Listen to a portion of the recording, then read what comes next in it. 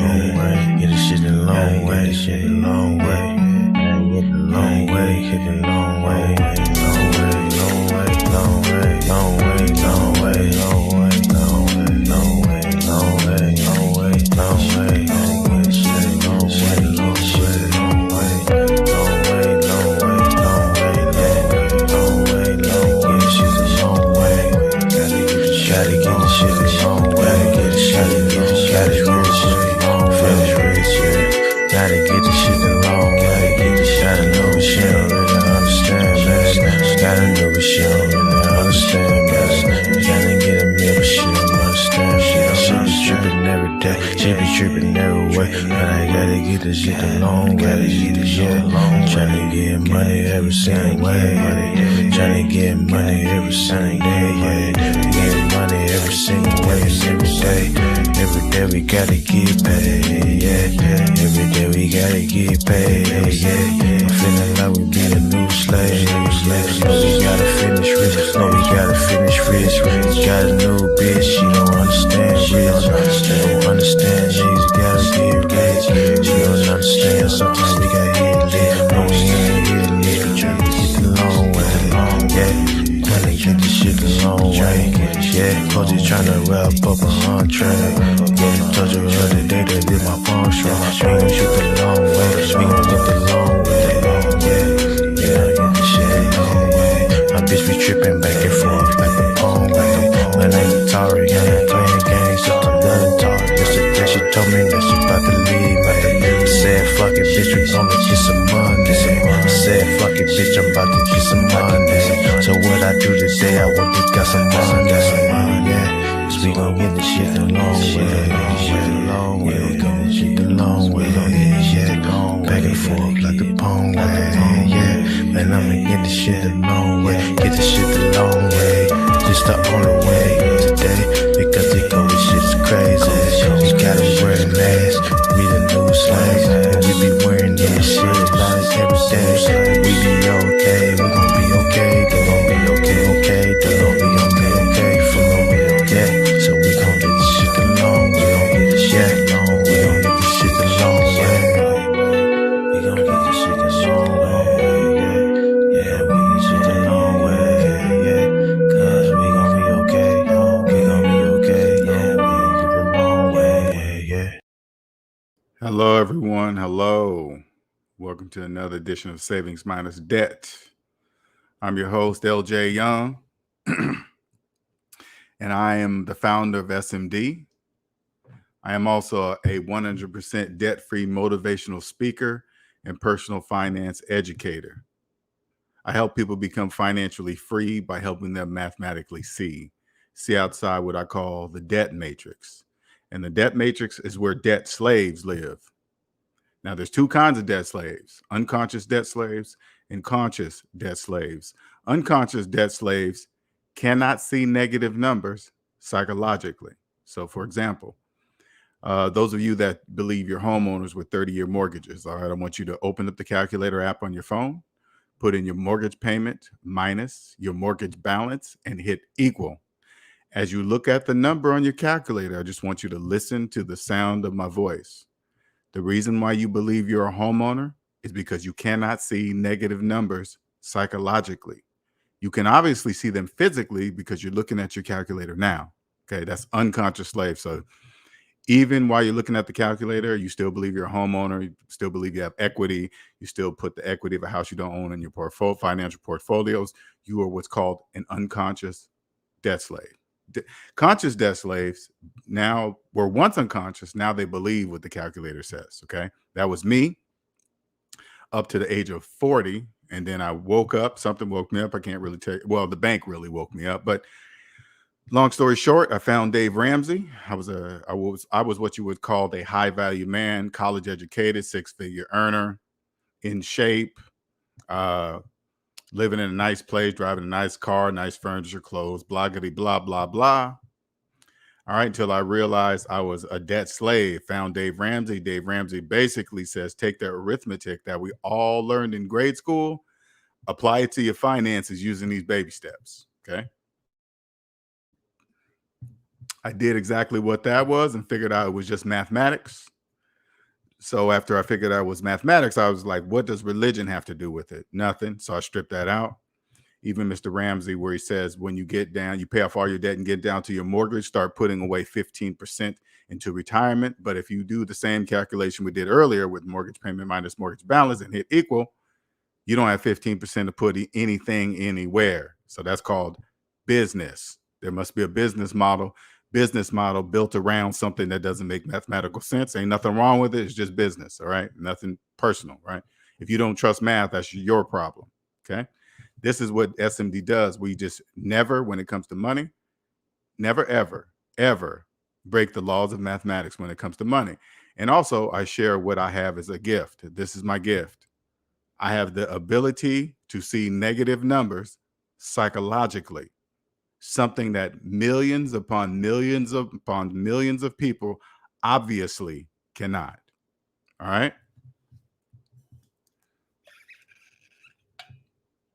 You're probably thinking, so what does that mean?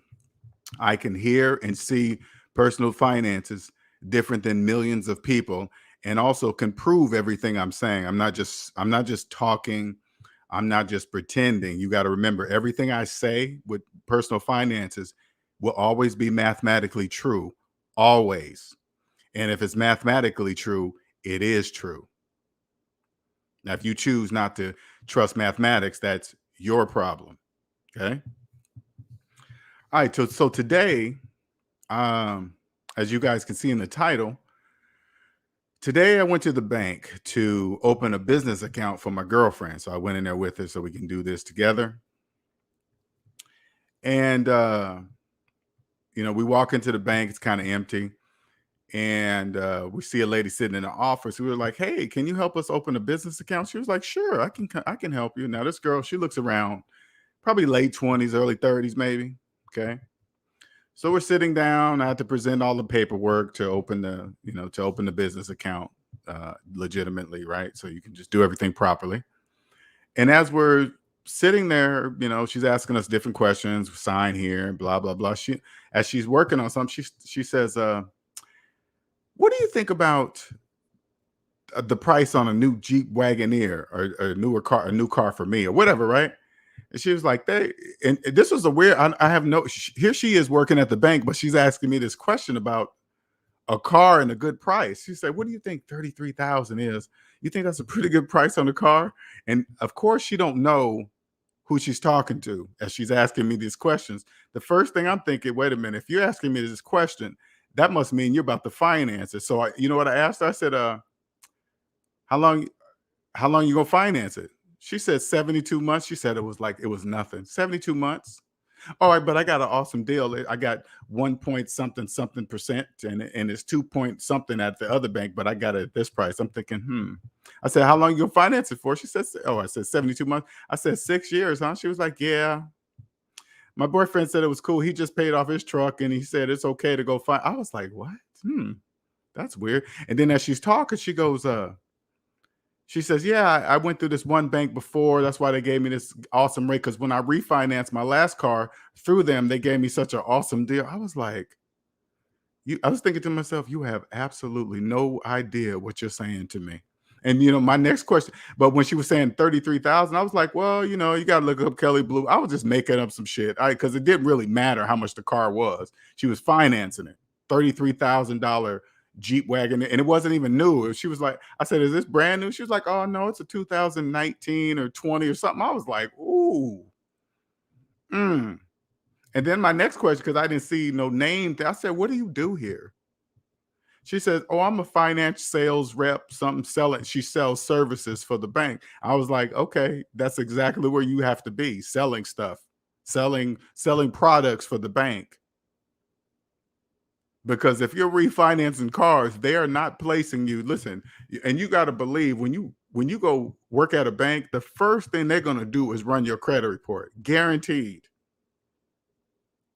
That is first. Besides the criminal record, the credit report is just as important as the criminal record.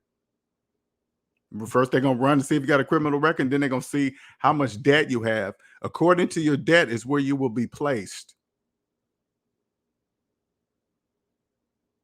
That's where they're going to place you, somewhere in the bank, selling something that you don't really have to calculate no numbers, that you don't have to tell somebody's, what to do with the money or something like that. Because if she's in debt, what she is, talking about financing a car for 6 years, she has no business in that area.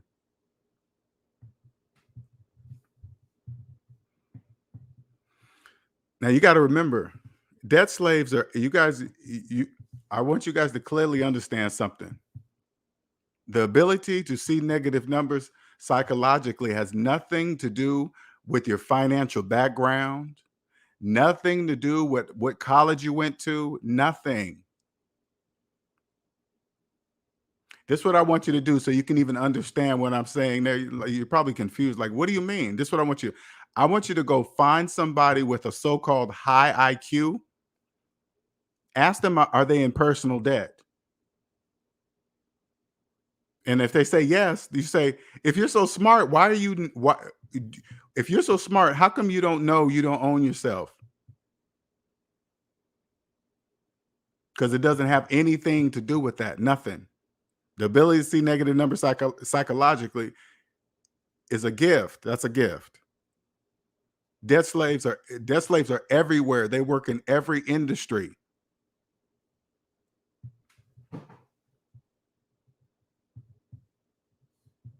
They work in every industry.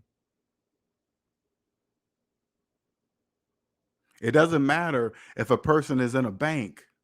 If they work, because debt slaves automatically assume if somebody works in a bank, they must know about money. They work at the bank. No, they don't. That doesn't mean anything. They just work for the bank. The bank is a business. The bank's a business.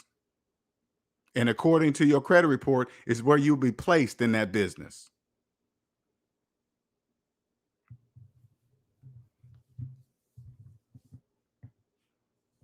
Let me also tell you guys something. So when you understand what this means to become debt free, and because debt free means own yourself. When you own yourself, the world is different. The financial, most definitely the financial world. Your whole world will be different, but your world will be financially different. You won't be intimidated by somebody that looks successful or successful looking business.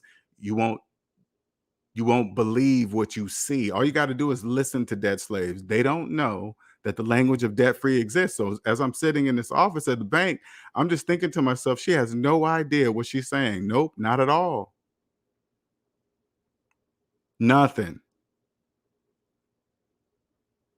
Thinking she's getting a good deal. You're financing a depreciating object for 6 years and you have no idea what you're saying. But you know what I've accepted lately? Of course, they can't. That's why she's saying that. This is how I look at it now. If she knew what she was saying, she most definitely would not be saying it inside a bank. Because I thought to myself, soon as she asked me that car question, I'm like, what are you doing asking me? You're here in a bank. Don't you know about can't you run that across somebody in the bank and say, hey, look, can you look up this car, see if it's worth this and that? I'm like, what are you asking me for?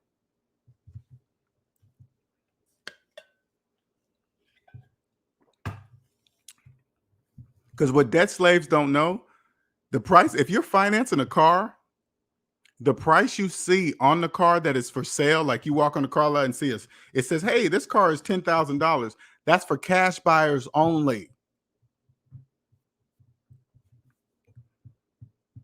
The sale price of a car doesn't matter to those who are financing them. What's up, Omanike? So when you hear somebody say, hey, I work at the bank, this is what you say, the central bank or your local bank? Because that's the only bank if somebody says I work at a bank, I'm saying, you work at the central bank or one of the central banks? No, then I don't really care what bank. I don't care if you work at Wells Fargo, Bank of America. I don't care. I have no idea where you work in that bank. But if you rolling up in a finance car with a finance iPhone, I know exactly where you work in the bank. You're selling us you're selling a service, most likely somewhere not around money. They just give you a script, and that's what you do.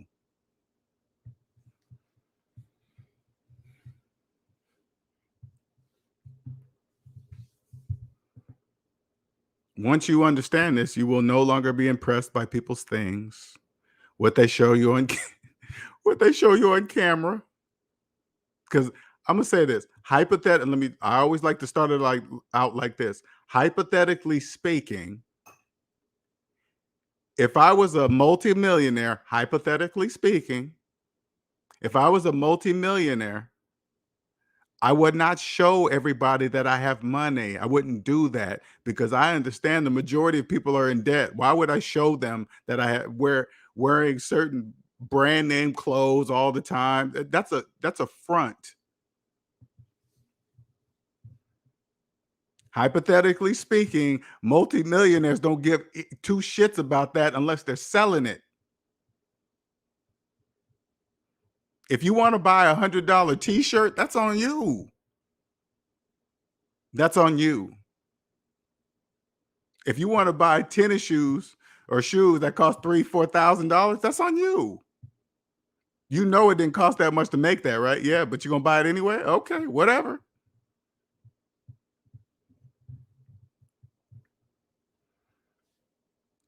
Those be the same people with student loan debt going on vacation. You can't do that. That's why your vacations are limited. You got to get back to the plantation. When debt slaves go on vacation, they got to get back to the plantation ASAP. You guys got to get back to work. You got student loan debt.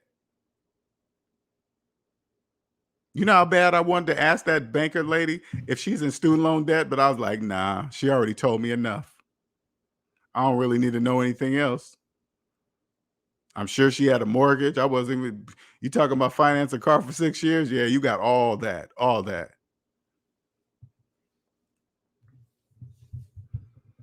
I said, I cannot wait to go on live and tell this story so people won't get tripped up when they have somebody, hey, yeah, my friend works at the bank and she said, and he said, it's like, that don't mean nothing. The central bank? No, then I don't want to know what bank they work at. I don't care. As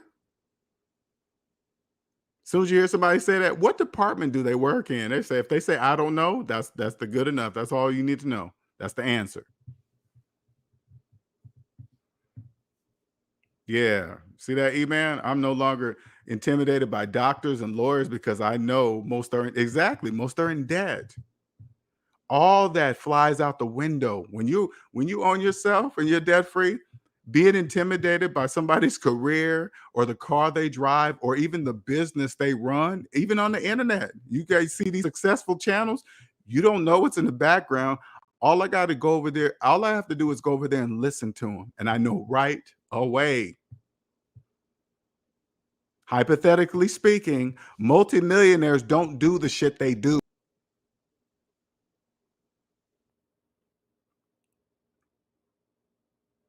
When I become a multimillionaire, nobody's going to know it. Nobody's going to know it. I'm not going to be wearing certain brand name clothes to show everybody I got money.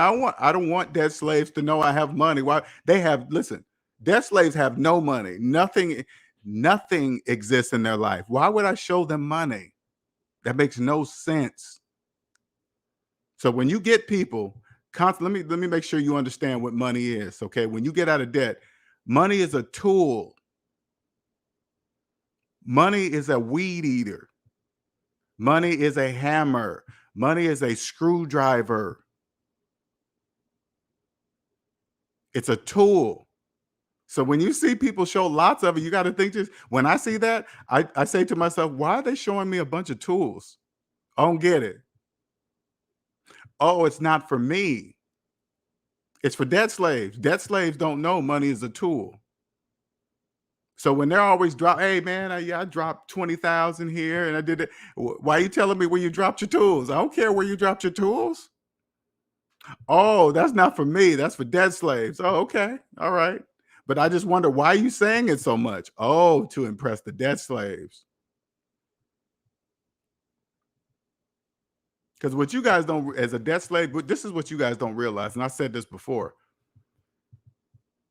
I can only imagine how Elon Musk, Jeff Bezos, how much they wish being able to walk somewhere by themselves, no escorts, no bodyguards, and just go sit and have a coffee at a table at a park, unbothered.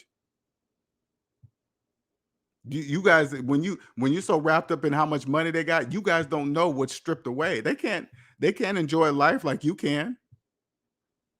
If you want to get away from somebody and go to the park and be by yourself, you guys can do it. They can't do that. I can only imagine how they miss that.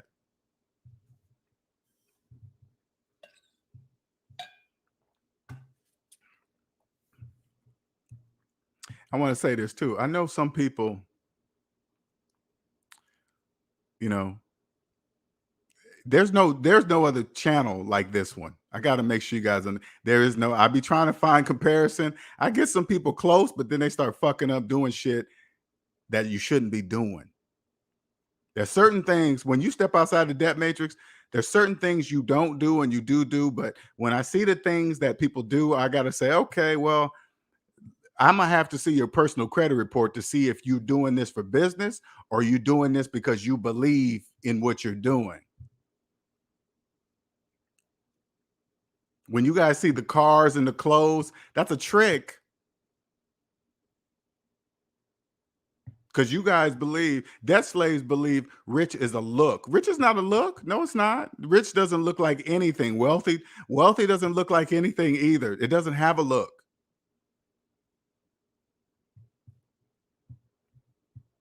The majority of wealthy people, you know what the wealth is? So you guys don't see it.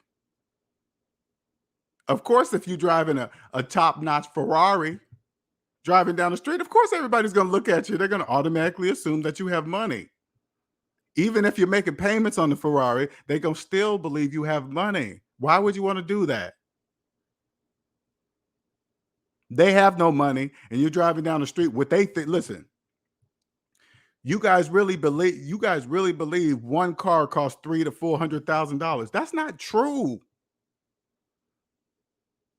But if you see somebody driving in a top-notch Ferrari, you're going to automatically assume that. Who said that? Ferrari said it's that much? I don't care what Ferrari says.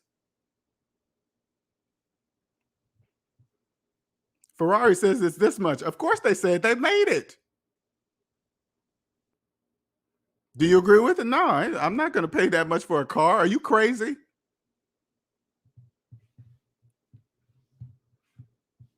You know what I would do?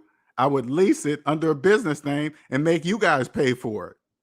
Make you guys sit in on car shows. You guys will pay to get in, to look at it, sit and take a picture next to it, because you'll know you'll never own one. So you'll pay to just get close to one. That's how they do it.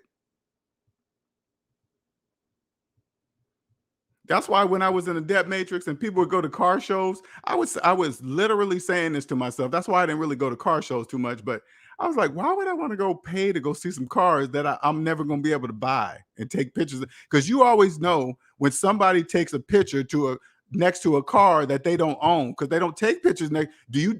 When you look at a picture, when you take it next to a Ferrari or a high-end car, go find a picture of you taking that exact type of picture next to your own car. I guarantee you'll never find one, because people that own whatever car they're in, they don't take pictures next to it like that. I would never do that. Because when you're out of the debt matrix, you don't look at physical objects like that anymore. I see them for what they are. If somebody comes driving a nice car, I don't know if that person's making payments or not. So I just, hey, nice car, whatever. I don't know if it's bank owned or, well, I know the majority are bank owned, because there's trillions of dollars in car loan debt with a T.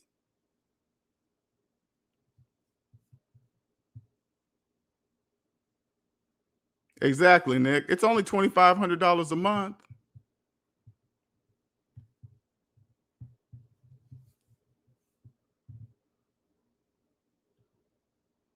Even if I had Christmas lake money, I would never show it. Exactly.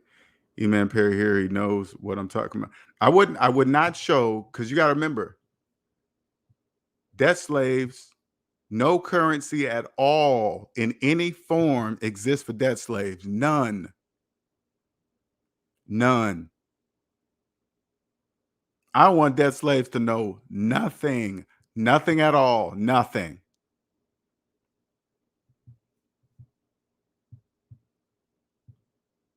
Free car shows are family friendly and fun. Yes, they are. And I would lease a Ferrari or lease to buy or whatever, however that works. I don't even know how that works, but put it on the show. I wouldn't drive it. I'd put it on the truck.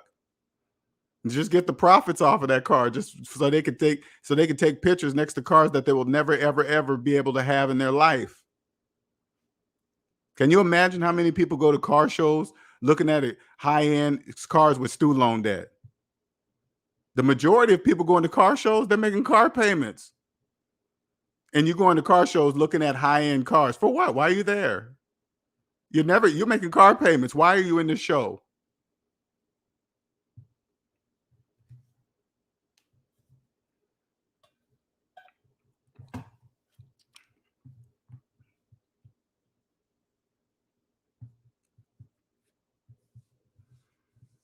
This is a gift.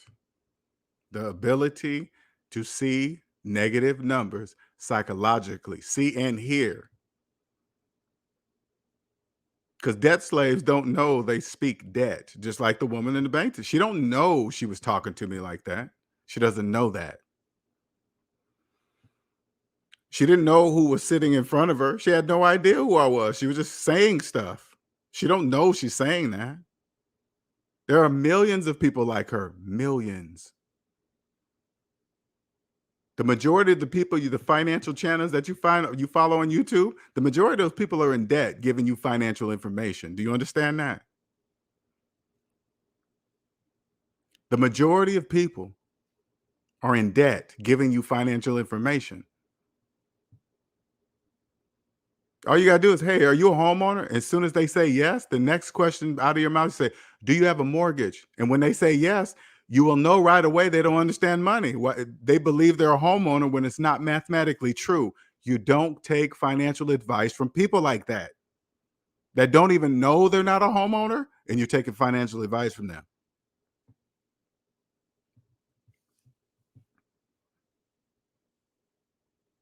It doesn't matter if they work at a bank.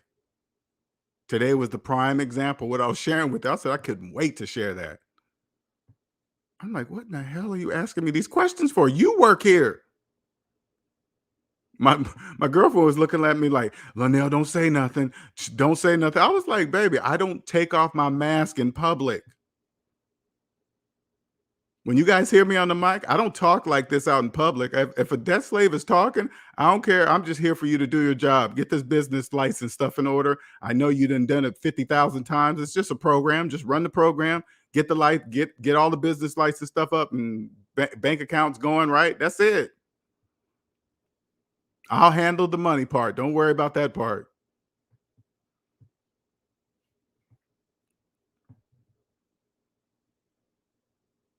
I'll handle the rest.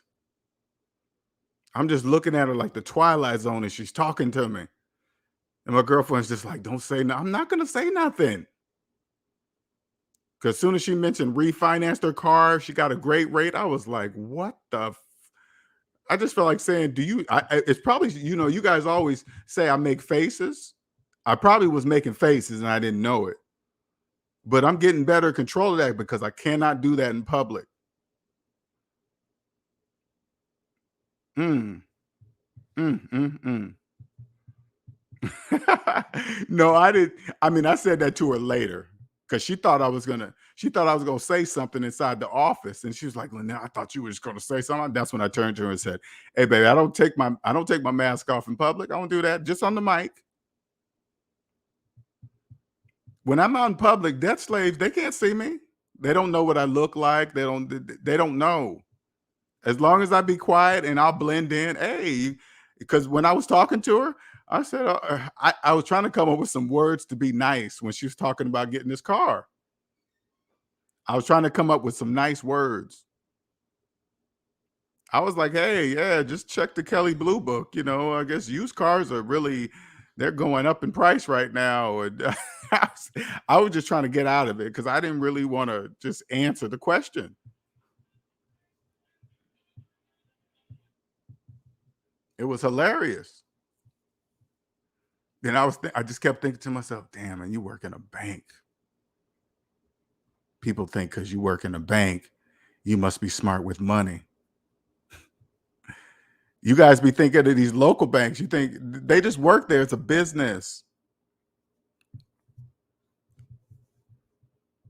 One thing I strongly suggest you guys do, stop believing that money is a look. Stop doing that. Money doesn't look like anything. Money doesn't, it doesn't, it's not a look. You guys got to stop thinking that.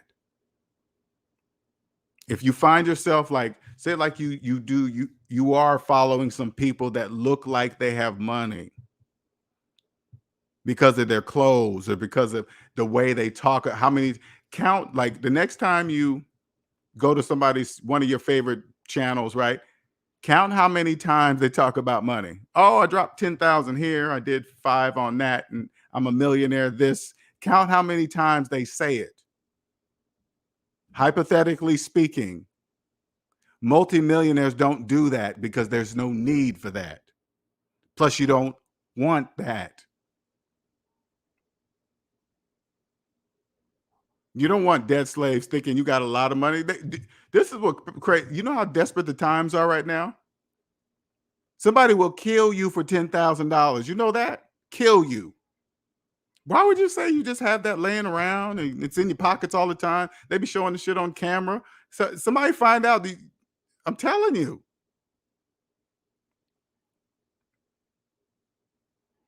Why would you do that? That just makes no sense.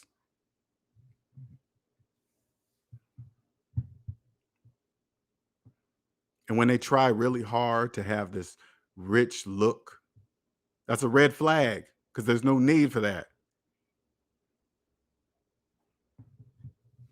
But I get it. It's business. It's business. Whatever, hey man, as long as debt slaves believe money's a look, that's what they're gonna use. No, I know you're talking about lessons. I'm not saying that. That's what they're gonna use. They're gonna use pretending money is a look. It's not a look. It doesn't look like anything. It can look like anything you want. But once you have the ability to see negative numbers psychologically, you'll automatically know who's full of shit or not. You'll automatically know just by the way they speak. The way they speak about money, which is a tool. I keep reiterating this. Money is nothing more than a hammer. It's a nail gun. It's a paintbrush. It's a weed eater. It's a ride lawnmower. So the next time you see somebody flashing money, like, why are you showing me a bunch of hammers? I don't get it. Okay. You got a whole bunch of weed. You got a whole bunch of weed eaters. So why are you showing me that? Do you need that many weed eaters?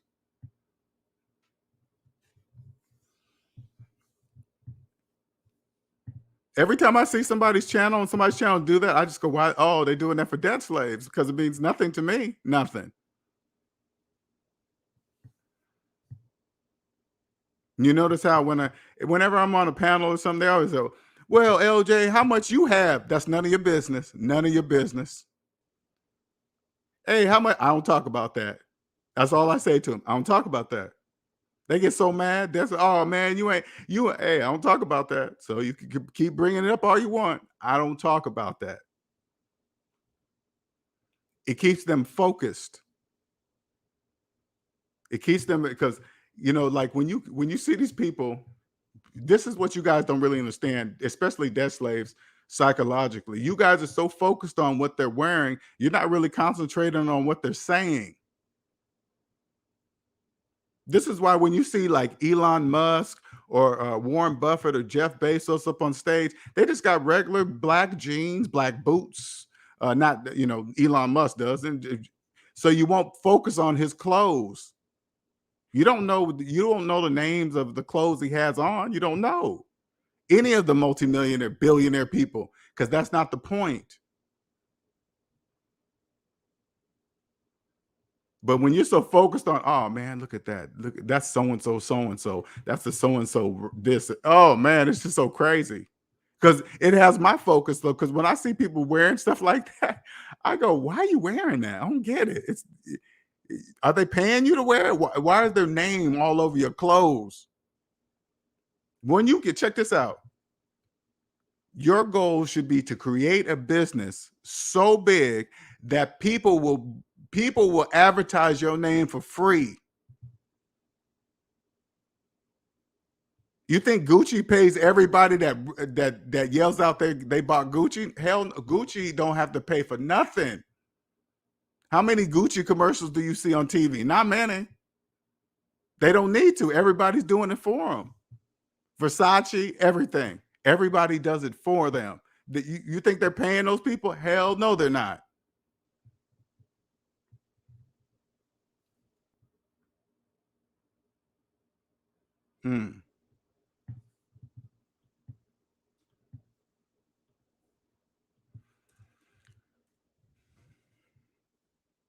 More and more I come into the truth. It just makes me it just makes my purpose stronger and stronger. You know what it feels like to be able to have a gift that goes against everything that all the dead slaves believe, and then I can prove it on top of that with a calculator. They feel helpless. Yet they still look. They still be looking too. I just want to go, hey, dead slave. Yeah. There is no way around math. What are you looking for? The very fact that you're looking tells me you're a debt slave. Like, if you have a mortgage and you believe you're a homeowner no matter what I say, that's because you're a debt slave. That's why you believe that. But you guys got to also understand it must be that way. The majority of you must believe that you're a homeowner with a mortgage. You guys must believe it's cool to add the equity in your financial portfolio of properties that you don't own, that you didn't even have the money to buy, and you add that into your financial portfolios. You know, when banks see that shit, can you imagine how they look at you? It's business, though. Don't get me wrong. They make money off of you not being able to see financial numbers, negative numbers psychologically. They make money off of that.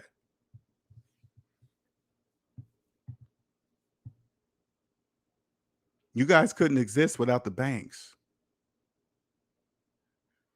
You guys couldn't exist. But the banks couldn't exist without you either. They know that. You don't. That's called business. Okay, that's called business. None of this would work without you. You guys think debt has something to do with color and where you live, where you grew up, what college you went to. It ain't got nothing to do with none of that. Nothing. Either you trust the calculator or you don't. That's it. That is it. Totally up to you. Whoever designed the system, congratulations. That's bravo. How you got millions of people not to trust the calculator? That commands respect. Commands it.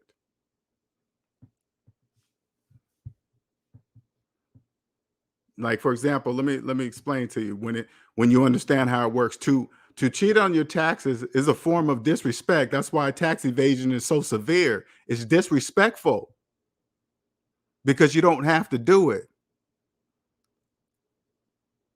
So if you have somebody doing your taxes and they're doing questionable things, that means they're doing it wrong.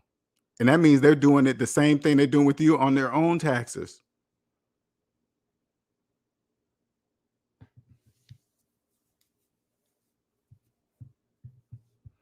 You guys are going to know coming up here soon. Soon as all this stuff blows over, soon as all this wildness of, everything going on in these times, when things calm down, The IRS is going to be coming out for all of you guys that didn't pay your taxes. That just doesn't go away because of something happened to the world. You still have to pay. So those of you guys thinking, oh, they're never going to come after me, or there's so many people, because all you debt slaves think the same. You guys all think the same.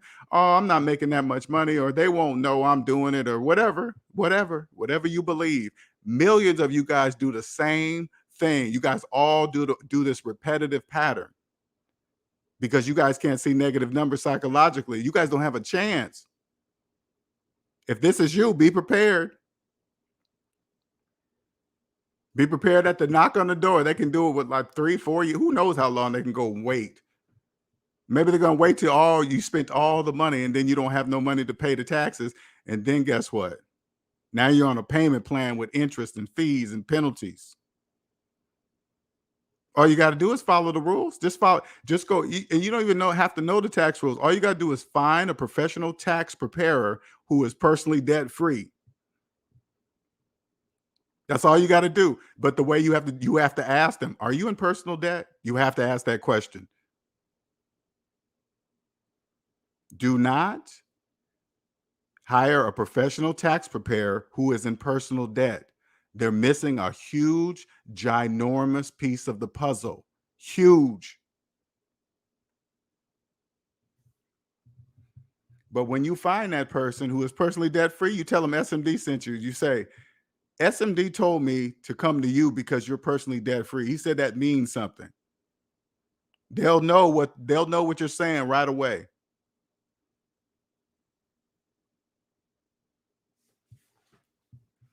Exactly, Nick. Debt slaves, you guys don't even know that. You don't know that you're financing taxes. Everything you make, listen to this, debt slaves. Everything you're making payments on, you finance taxes too. Because if you didn't have the reason why you're making payments, now follow me.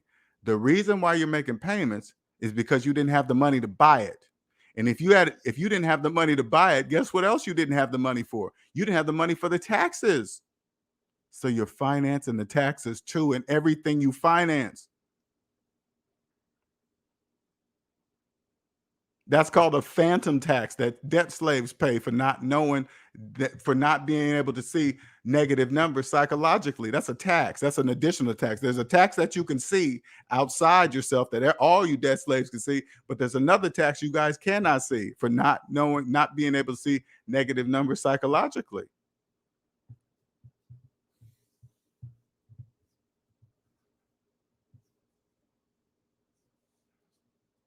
Every time you guys get raises and stuff like that, you go in debt twice as fast because you get bigger payments and you go up higher in tax bracket at the same time.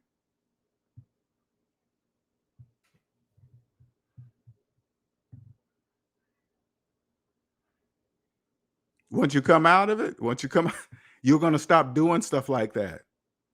You're not going to care who works at when, like, it really is intimidating when you go in there to get your business account. You just think the person that's helping you must know their shit. They must know it. Yeah, they know the program they're doing to sell you the service or get your account set up. That's about it.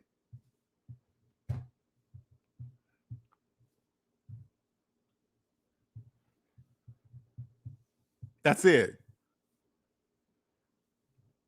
Oh, I work at a bank. You work at a central bank? No, I work at Wells Fargo. Okay, whatever. The majority of you will never know who works at the central bank.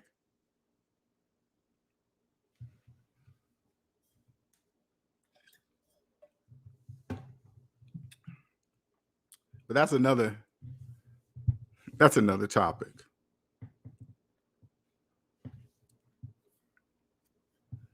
You're like, when I was coming on my journey, I was like, well, if the central bank runs everything, who's above the central bank? Nobody. Now, this is what I equate so you guys can understand that. Say like you are the dad in your household. You pay the mortgage, the light, you're responsible, and then you got 3 or 4 kids, right?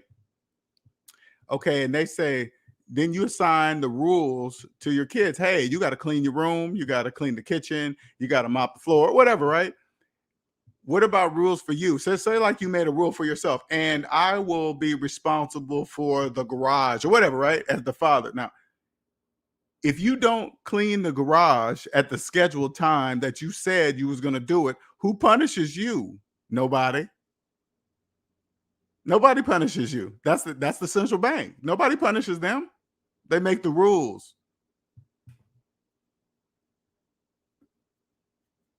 It is what it is.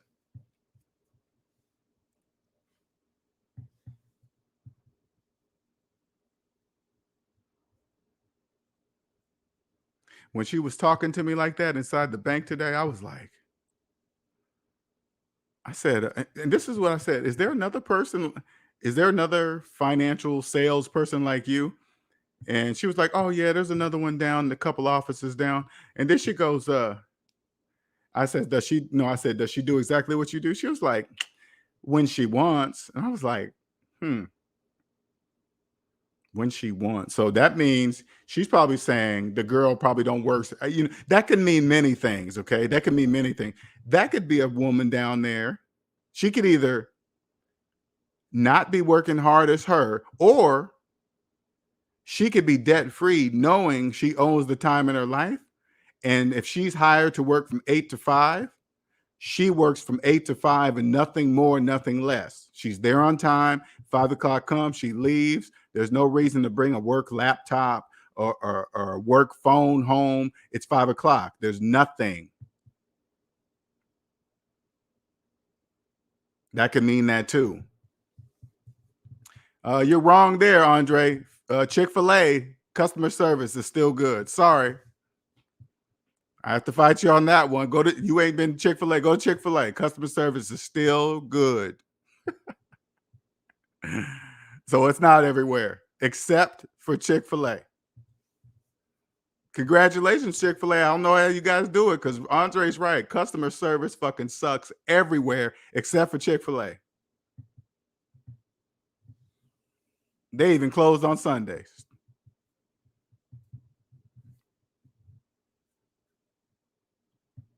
Most bank employees are equal to McDonald's. Yeah, you're right. When I was there, she was clearly there to sell the bank's services. That's it. That is it. Thought she was getting a good deal. I said, how long you financing that car? She said 72 months. I said, so you know how much restraint I had to have? I said 6 years. Huh? She was like, oh yeah, I'm getting 2 points. Well, you're gone. What's up, Lessons Burn? What's going on? Hey, what's good? I'm about to give me a second. I gotta get my headset. I was like, man, you know how big S&D is gonna be, man?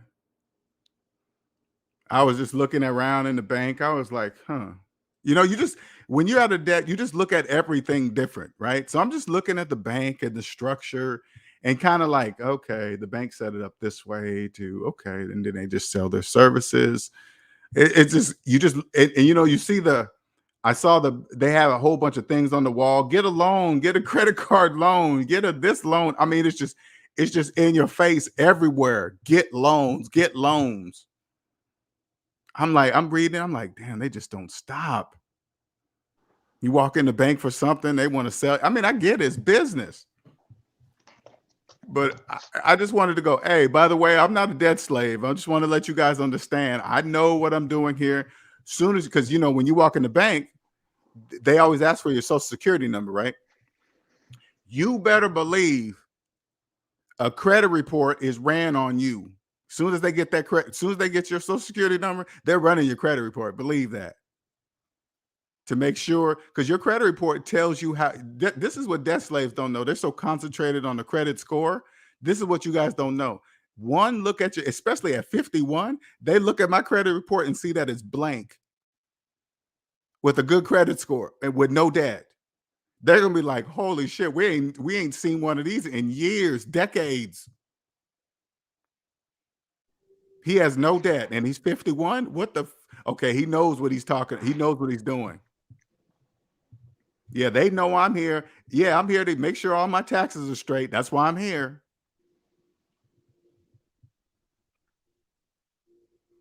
Ashley Yo, said, all the sun. Oh, I'm sorry, Lesson. Go ahead, man. What's going on, man? you go ahead. Go ahead. You can go ahead and read that. No, I shit. forgot you. I was totally on my thing. Go ahead, man. Go ahead. Well, salute to you, man. What's happening? What's Appreciate happening? you allowing me to come up here Mm-hmm. as usual. I missed a lot of the first part of the show, but yeah, that second part, whenever you was talking about how money doesn't have a look, you know what I mean? A lot of a lot of people, they assume whatever because someone has certain material things, and it's just funny that you brought that up today because I was talking to somebody earlier, and I was going through some of my like older pictures and stuff because I used to collect shoes, and like I don't know, I can't remember exactly how I started. It was like somebody was like they tagged their boyfriend or girlfriend or something saying, "Hey, I want these shoes." And I was just sitting there like, man, that's just funny. So I made my own post or whatever. And I was like, man, them the same shoes that I was wearing in 2010 in high school. Then when they were cheap, I mean, they first came out back then. Right. So it was like 200, maybe a little bit more than retail. They probably Sell retail it for for like what now? 170. Yeah, that's retailing for 170. I would buy them maybe even after they release because people same shoes back. Gotcha. Okay, I'm with you. Yeah, people would what they call proxies.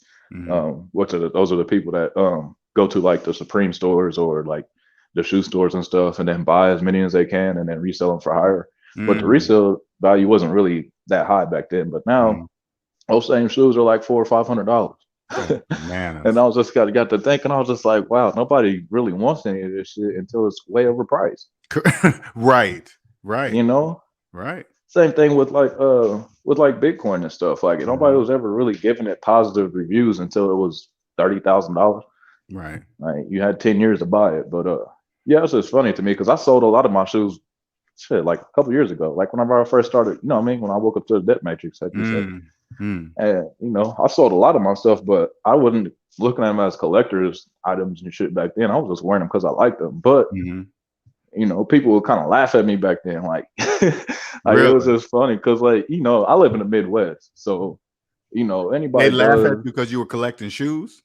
No, because they'd be like colorful shoes and stuff. It would just be something completely different than what people were wearing, especially in high school too. Gotcha. Like, especially in high school, everybody wanted to fit in. Like, a lot of people wore all the same stuff, but I always was like that. I always liked having different stuff, but yeah, the certain kind of shoes that I wore, they was called, they're called Nike SBs. They're like basketball shoes, but they redid them and made them skateboarding shoes. And like back then it was like the golden age almost, I would say, because you couldn't necessarily just know what was cool. Like all the celebrities and stuff, like they wore stuff, but they didn't have their finger on the pulse. So basically what I'm trying to say is like Travis Scott, he makes I don't know if you know how that is, but he has like his own own version of that shoe, and like he was wearing like all the retros and stuff from like 10-15 years ago. So now that's what drove the price up, and now everybody wants those. I'm just like, because he was wearing them. Yeah. Wow. And the thing, and they in debt. I already know, you know what I mean? Like that's just right. without saying. Like these are people that's working 9-to-5 jobs, nice cars and shit like that. But of course they're making payments on it. But do what you do, treat yourself. Well, they don't know, even when they're in debt, they don't know the shoes don't exist for them either. They don't know that. Man, nothing exists for that's like nothing. That's I mean, if you really let that soak in, lessons, bro, you gotta really understand that nothing exists for them. Nothing. Yeah, they exist for Travis Scott, but they don't exist for them. Yeah, and he like I said, and he got his own shit, so he's making money off of you buying shit that don't even exist for you, but you put money in his pocket. Making money off of shoes that they got to finance. They're charging those shoes. They ain't paying cash for those shoes. They're using credit cards and loans and shit. Yeah, you can't buy no shoes with student loan debt. That's impossible. I wonder if they have a financing thing for shoes, because I know you can like finance rims and shit. Well, credit cards. I mean, and using credit cards. Oh yeah, that too. But I mean, they might have a lending program too. Honestly. Oh yeah. Oh, they're coming. You've seen those new apps they come out where app that allows you to buy it first and then you make payments immediately. Like say like you use this particular app card, you can slide the card. It's like I know credit card companies don't like it because it's just like a credit card basically. But they give they would buy it and then you make payments to them. Mm-hmm. Right? The payments start happening at some ridiculous interest rate. Yeah, because I was looking at this UFO lamp. It was so dope. It was just a lamp and it was like a magnet, had a UFO on top and it floated with a magnet. Oh, that motherfucker serious? was dope. Yeah, that's just dope. Look it up, UFO magnet lamp. But I noticed, yeah, that shit is hard. Let me see if I might have to send one of those to Andre. Let me see. It's on Amazon. I'm not sure. I just searched on Google. It might have been like on Etsy or some shit like that. But I mean, you could buy it. Lamp? Yeah, floating UFO lamp. Floating UFO. Okay. I forgot exactly like the link and where I found it at, but I mean, I saw somebody else had it and I looked it up. But when I clicked on it, you might click on the same thing. You're gonna see it's like $200. Is it $200? I like that. They want some dollars for it, but it look like it'd be worth it though. No, I'm saying, no doubt it's worth it. But this is the thing. The reason I brought it up is because they had a fucking payment system on there for $200 for a lamp. Of course, yeah. Well, they can't afford. They can't afford. Like I'm looking at this top one. This is like it's $160. That shit look badass. I ain't gonna lie. I probably end up buying one of those bad boys. Yeah, I gotta get me one of them. Yeah, that one gets tough. Wow. Let me paste this link in here so you guys can see what I'm talking about here. Because that is, oh man. Let me see, a better mic or a UFO lamp? Let me think about that. I can either get a better microphone or a space near a UFO lamp. Yeah, but I mean, I appreciate that, man. That was good. If you guys ain't heard that Chris Spiracy one, that was a good one. I did a podcast with him. Oh, that's tight. Damn you, lessons, man. You're gonna make me spend some unnecessary money. Look at that. Oh, that's bad. I like that bottom one. That bottom one got lights on it on the bottom, like it's like on the TV shows. That's bad. Okay. Oh, different colors. Gotcha. Okay, let me get out of here before I end up buying something I don't need to be buying because of lesson. Ding dong. Hey, baby, your Amazon's here. What'd you buy? A UFO lamp for us. I bought it for you for me. Huh? I bought it for you for me.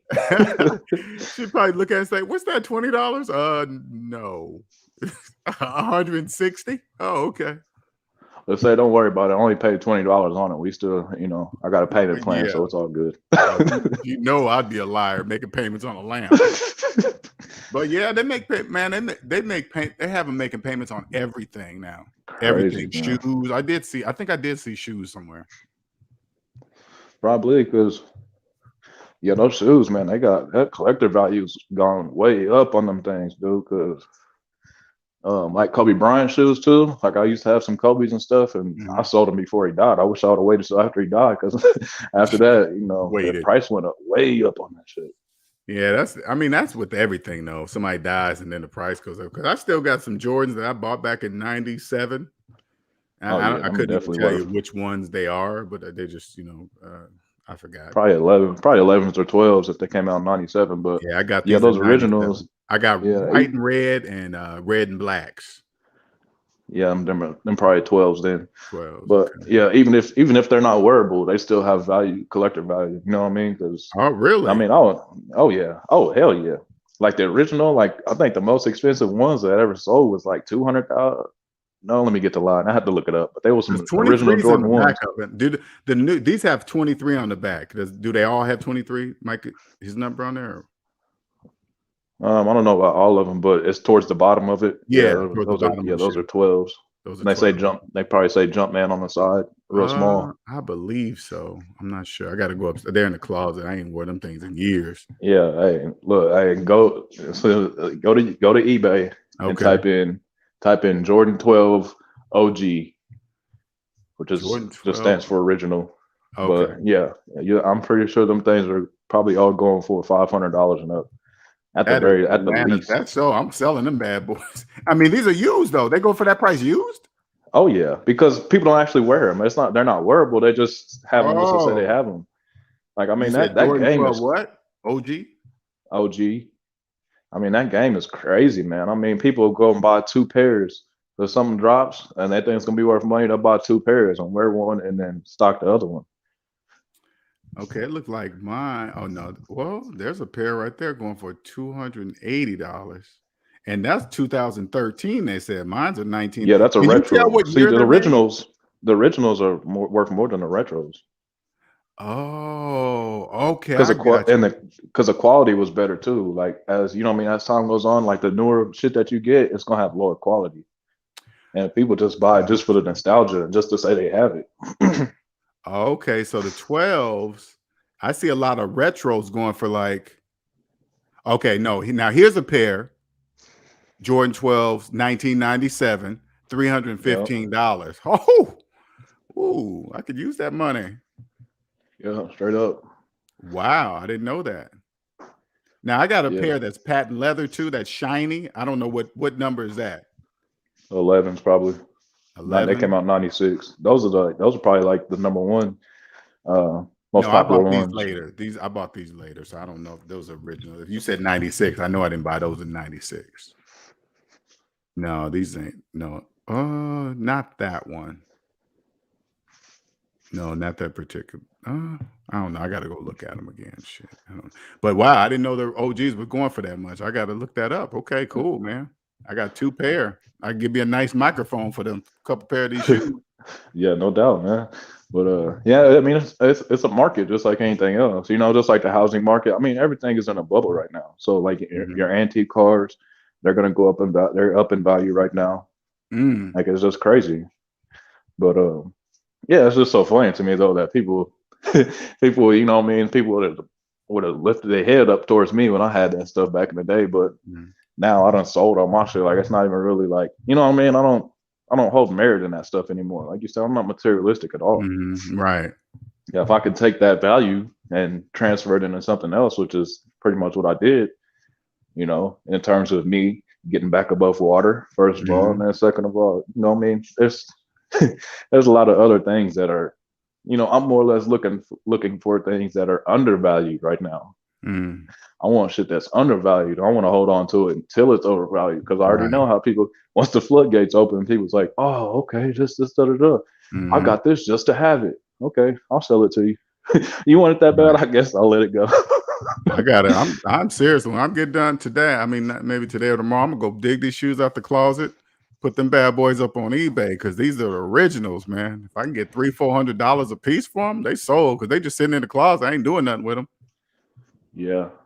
I mean, the best thing to do is take it to like a shop, like an actual in-store place, because they have places like StockX, and Grailed, like all these sites and stuff where they buy that stuff from you and resell it. But it's like a pawn shop. You know, they're not going to give you the full value. But if you go the eBay route, take plenty of pictures of it. Take pictures of like the tag, because like I said, people are going to look up that number, stock number, and everything. You know what I mean, to make sure.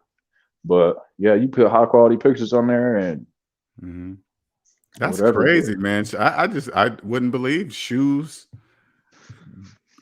I mean, I did interview this one guy. There's one guy on my show, man. He's a big shoe fanatic. Maybe you know who he is. Maybe not. He's on YouTube. A sneaker. What is it? A sneaker guy or a sneaker? I gotta look him up. What is his name? He's pretty big though. I don't know if do you still follow sneaker guys? No. I follow a couple. Gotcha. I follow a couple, but I'm not, you know, I'm like you with that lamp. You know what I mean? If I had them red and I want it, I won't be like, man, because there's a lot of shoes that I couldn't afford back then that I could afford now. Right. But I'm more into the comfortability. I'm in a comfortability. A sneaker life. A sneaker life. That's this channel. A sneaker life. I'll look them up. But I'm more into like on the comfortability tip, and I'm more or less about buying things that I like. So if it's not common, like I've had shoes that I really liked, and other people was like break their neck type of shit. Look at it, but I wore them 1 or 2 times. I'm like, these shits aren't even comfortable, and I'll sell them. I know, right? But now I just stick to a few main ones that I like, and they're different than everybody. Like some of the stuff I wear, nobody's wearing right now. Like what I'm really big on right now is A6 gel lights. What is that? And it's a Japanese running shoe. They're the shoes that Bruce Lee had on in Enter the Dragon, like the yellow jumpsuit. Okay, they're like yellow and black. It's that brand. It's not that exact shoe, but they're so comfortable. And they got the highest quality, almost pretty much the highest quality. Like for a shoe that you're gonna buy less than $100, a sneaker, runner or something like that, New Balance and A6, you're gonna have the best quality leather suede. Oh, A6. Oh, okay. Yeah. But the A6 gel lights, they're like A6 makes a shit ton of shoes, right? But they make a lot of runners and stuff like that. Right. But this was like one of the first runners. This was like, like pretty much revolutionized because it was like the first, like it had air in it, so it was like I had. And how much they want for them? They're still pretty cheap. I mean, I'd be buying mine for like $100, around $100. Yeah, okay, yeah, that's true. There's certain ones that certain designers have collabed and like made stuff with, and they're like they have collector value and stuff. But I'm not too much concerned with that. But I just like, you know what I mean. And then, I'm about to put my Jordans. I'm about to get that lamp. I'm about to sell my Jordans and buy me a flying saucer lamp, a UFO lamp. Straight up, though, yeah. I know how to invest, man. I know how to invest. See. Yeah. That's it. Yeah, that's like I say with the A6 and stuff that I'm rocking now, I got a feeling later on motherfuckers are gonna start going for value because some entertainer is gonna come and be like, oh yeah, this, that, and the third. They're gonna make their own and then it's just gonna take off. And that's how. But by that time, I'll be done probably sold my shit and be wearing something else. I don't know. Because I look at what's his name shoes, the rapper Kanye Yeezys. Yeah, those are some ugly ass shoes, but I see the price they sell for. I'm like, what? Right. I think Kanye get it. Hey, shout out Wayne Omega. You know what it is with the A6, dog. Hey, I just found out too. I was doing some research on A6. A6 is an acronym. I can't remember what it's acronym for, but it means sound mind and a sound body. Oh, okay. Pretty dope. But yeah, those Yeezys, man. I think Kanye's just, Kanye's a master troll, man. Yeah. You know what I mean? Like Kanye at this point, it's just like, let me put out a fucking house slipper. Sell it for a ridiculous price. I get it. Do your thing, man. Do it, man. If they gonna buy that shit, do it. Right. I was say I don't knock the hustle. I just laugh at it, but it ain't gonna be me. I ain't buying that shit. Right. I'm fucked up. And you done made it whenever you see more fake shit than real shit. You know what I mean? Right. Like the majority of Louis Vuitton you see is fake. The majority of it, like out in public and shit with people. Right. Most of that shit's fake. You ain't gonna know unless you know how to look up what you're looking for at Louis Vuitton, you ain't gonna know. I don't know what to look for. Real Louis Vuitton. I don't know what to look for. Yeah, I mean, I don't know. That's just kind of nuanced. I mean, if somebody has been wearing it, if you wear it, like you got a fake Louis bag or whatever, you gonna wear that junk for shit probably like a year, and it's gonna start coming apart in some of the seams and stuff like that. Because Louis Vuitton, it doesn't have the best quality, but it's pretty much the highest quality type stuff. Like that don't even. It's a thing. Like a lot of people like don't even realize some of the Louis Vuitton stuff isn't even leather. The fake shit's leather. But some of the real stuff is like a denim. It's like a treated denim almost, and it lasts more durable. Yeah, I mean, I look at those companies. I mean, they built their name. I don't know how long it took Gucci I don't know when they started, but I bet you it's a long time for them to build their name up to where now it just sells itself. Yeah, master marketing, man. Correct. Yeah. Yeah, people. Like I said, some of that stuff gets made in the same factories. Realize some of that stuff gets sunglasses and shit. Some of that stuff gets made in the same factories, just uses different parts. Yep. It just, I mean, I get it though. I mean, more power to him. I mean, look at Michael Jordan, and he don't have to sell his shoes anymore. People sell them for him. Shit, half the kids buying it, they know who Michael Jordan is.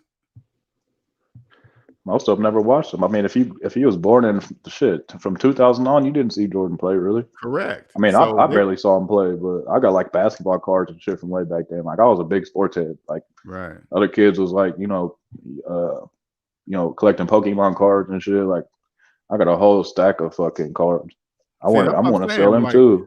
When the kids nowadays, they just hear Jordan, they just say, okay, that's just the name of the shoe, Jordan, right?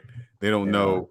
To watch him was like watching fucking a ballet or some shit, like back in because Jordan was my time, right? Right. That was just amazing to watch. But people that don't we can tell you still got the bald head. We know. He was amazing to watch, man. And I watched this story, man. He just had drive, period. Yeah. And I get it. That's why that's my mission right now. I just got my drive, period. It's just nonstop. Right. Yeah, Jordan, you definitely had to see Jordan to believe it. Sometimes you hear compared to LeBron and Jordan and stuff. Like, come on, bro, it's not even comparable. Like, right. Don't even do that. I mean, I don't even compare other people's skills to other people's skills. It's just like, nah, I'll find my own skill. Yeah, that's straight up. That's exactly what it is. I think that's one of the problems. People nowadays, you are hitting the face with so much shit marketing, really. I mean, he's hitting the face with so much stuff, you don't even have time to master anything. And a lot of people are what do they say? Jack of all trades, masters of none. Right. That's a dangerous way to be. That is. But debt slaves don't know that. They don't know that. Yeah. They don't. That's why they keep them bombarded. Like have you noticed that since you're out in debt, you see, I mean, stuff is being sold to you 24 hours a day. It's nonstop. Oh yeah. You're getting hit in the head with marketing. Right, bro. It's just crazy. It's just I have to turn off the phone. Don't watch commercials. Don't watch TV. It's you. I mean, you have control to stop it, but it's right. That's the biggest.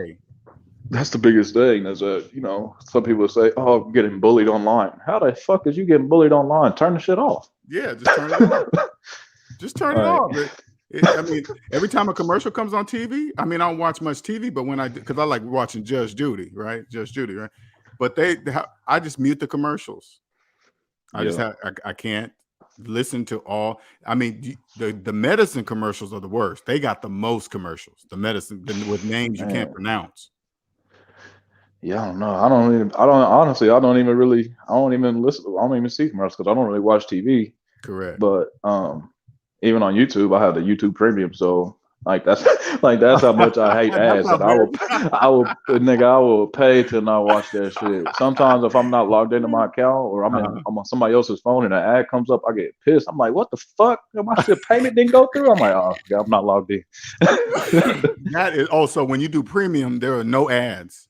Oh boy. Unless it's like already in the video. Like some people have an ad in the video, or they'll pitch it themselves. But as far as your video stopping and playing those two ads, no, it won't play that shit. Because I noticed like YouTube, they're getting bad, man. They're starting to put 2 7-second back-to-back commercials on. You might as well go ahead and put the 15 because 15 for like 30 minutes. Now that's not even the worst part. I've seen like hour-long ads. Like the first one will be short, and if you don't get up and change it, like sometimes I'll just let it play on my TV while I went to sleep, and it would be like an hour-long ad of goddamn infomercial. They will let that shit really play. Are you serious? I've never had that. I never let them get away with that long. I always say, skip. Yeah, because one time I woke up, I was like, what the fuck is this? And it was wow, that's crazy. And they really get that stuff off, Oh, so if they get you to let it play and you walking away and you don't hit skip, they go ahead and toss in the long ones, because once it starts playing, you can't skip it, right?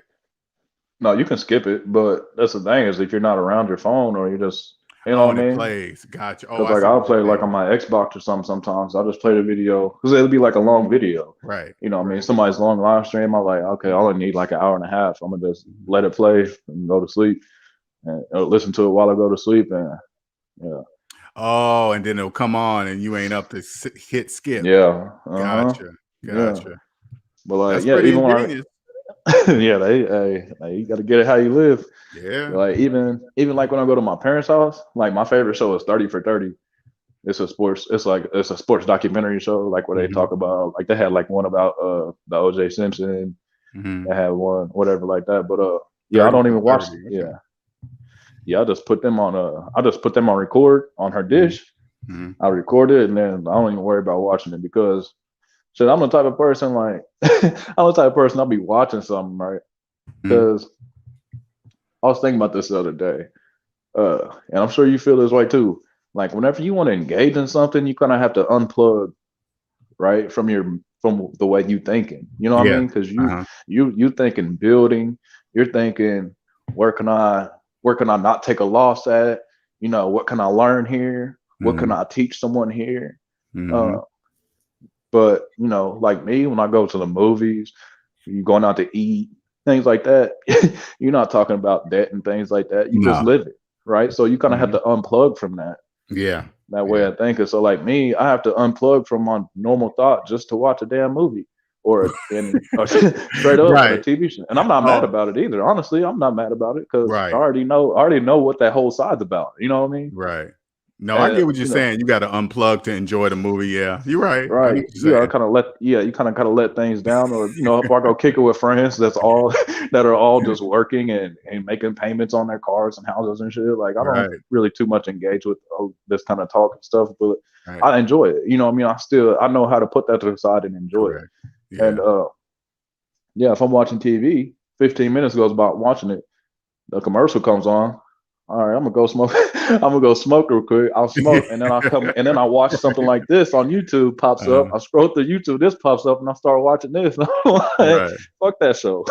Right, exactly. You know what I mean? You work your ways around it. It's like sometimes they'll catch me if I'm not focused in on the TV. They'll pop in a commercial on me, and I'll be like, okay, because I wasn't paying attention, right? But it's money. I get it. It is. It's just bread. That's how they keep selling. Just keep them so occupied. Keep debt slaves so occupied where they don't have time to think. Right. Because like this is an example. This is an example right here, and this is one thing that kind of, I don't know if I could say it bothered me, but it stuck with me. I was talking to this chick, right, and I was cool with her brother too, and we was all kicking it. It was me, him, her, and then her son. And her son had a phone, and he was just glued to the phone. And she was like, I don't know if it was her or him. I think it was him. He was like, I wonder why kids like phones so much. And they already know that you know what I mean? I do that kind of research and, you know, all kind of things. So they already know. And then they turn and look at me, and they're like, go ahead and say it. You know you want to say it. You got the answer. I was like, I just put my hands up like, what? I was like, well, I mean, hell, kids just do what they see their parents do. Right. And the broad flipped out after that. She like got hella mad, like, oh, you trying to insinuate I'm not a good mom and this, that, and the third. Like you gaslighted me to say something. I wasn't even saying shit. Well, it's just like, here's an example. This is what I've been seeing. Like Liberty Mutual, those guys are putting in some bread for ads. Have you noticed that? That dude with talking about the one with the long hair? No, the dude with dog with the he's always walking around with that emu thing. Yeah, I seen the last one I saw. They got like a newer one. I think he had like long hair and his dog. He looked like his dog. His dog had long hair. And shit, I mean, they got many different ones. But I do. That shit gets stuck in your head too. Yeah. I'm just like, why are they? I mean, they're going heavy. I mean, they are just everywhere with this damn. But it must be working them, because you notice like they're there to sell you some type of insurance. But they ain't really talking about the insurance. They're just talking about the emu and this guy. Yeah, no doubt. See how they do it?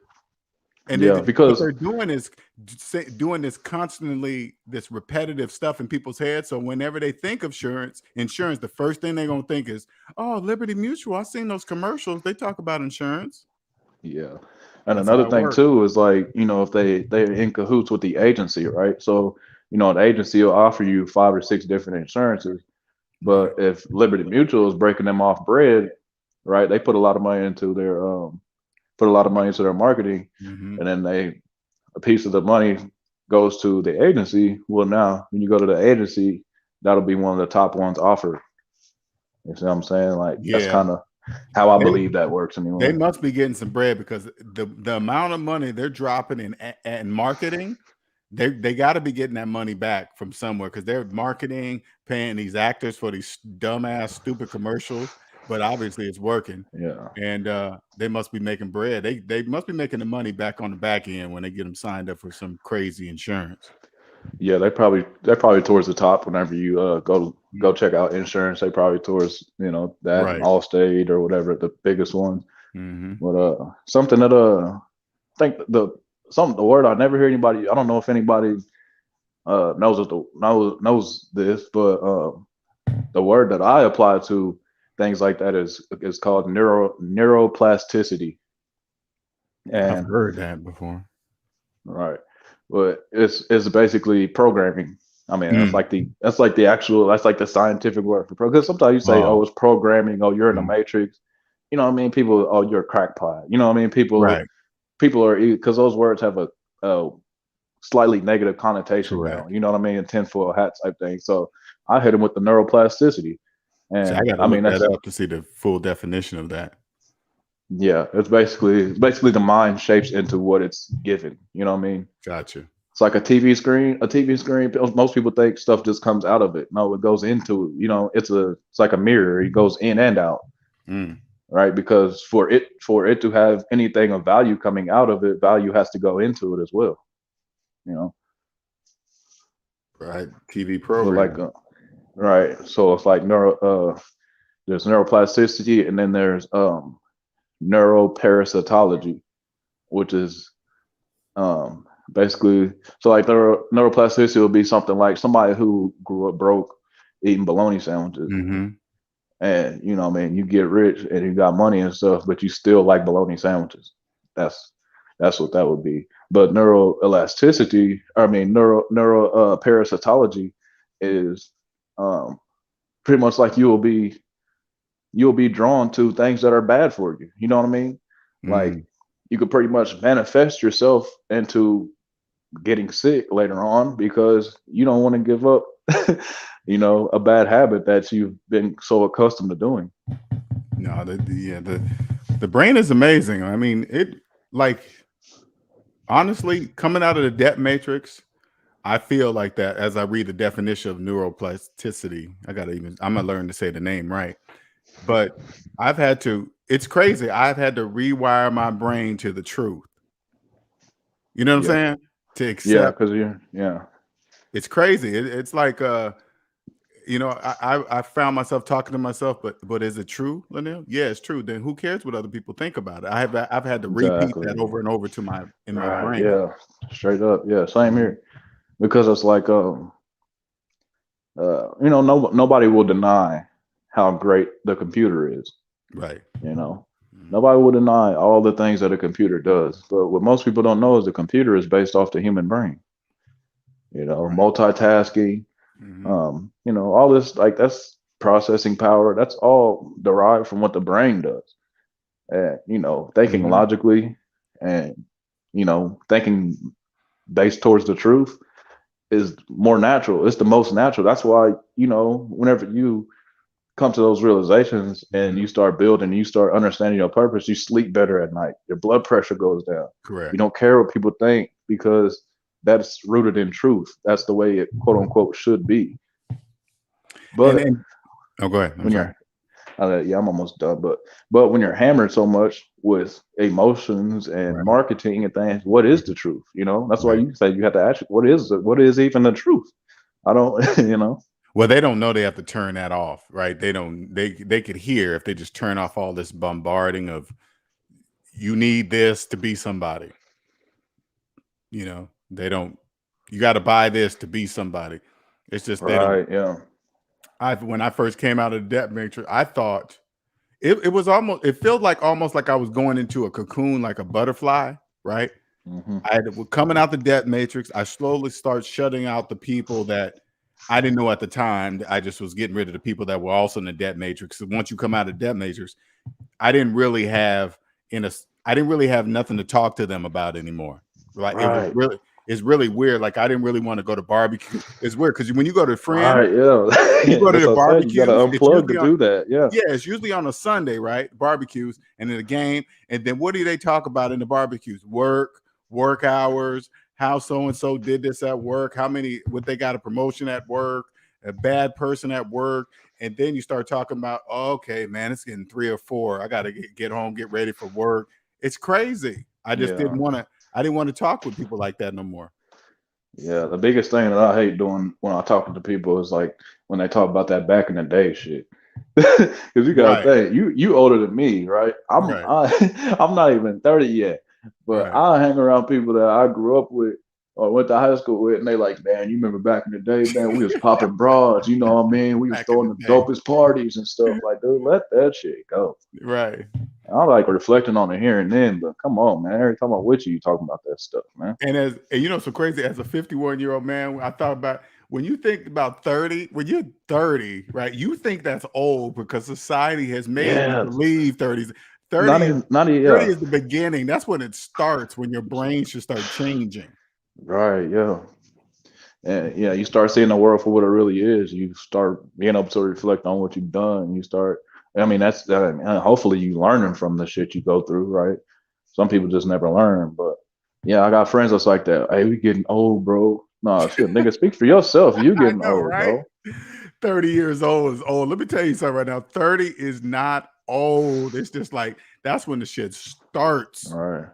And I know it's not old because I've talked to a lot of people that is your age, like my landlord and stuff. We first started talking about politics and stuff like that. And, you know, they tell you that. They tell me that stuff like that all the time. Like, bro, you still young. You still young. So I surround myself with people that are older than me. Because, you know, again, what do people really have to offer to where it's like, I have to be around you. I'm not against seeing you, hanging out with you and stuff, but it's not going to be no priority. And to have this knowledge too, it really ain't got nothing to do with age. I don't want people thinking that just because you're 30 and a person's 51, if they don't own themselves at 51, they're not going to be able to tell a 30-year-old nothing. Right. You know, and that's one of the disconnects that I think we was talking about that when Atticus was on here. That disconnect of the older generation versus the new generation, right? Like the older generation says, "Oh, the new generation don't want to work," and then the young generation says, "Well, shit, teach me something." You know what I mean? Like if you're older, you don't have shit to teach me. Why the fuck should I respect you? You're here. You were on Earth here 20 years before me. Can't you tell me something? What? And I'm teaching you about how shit works. Ain't that a bitch?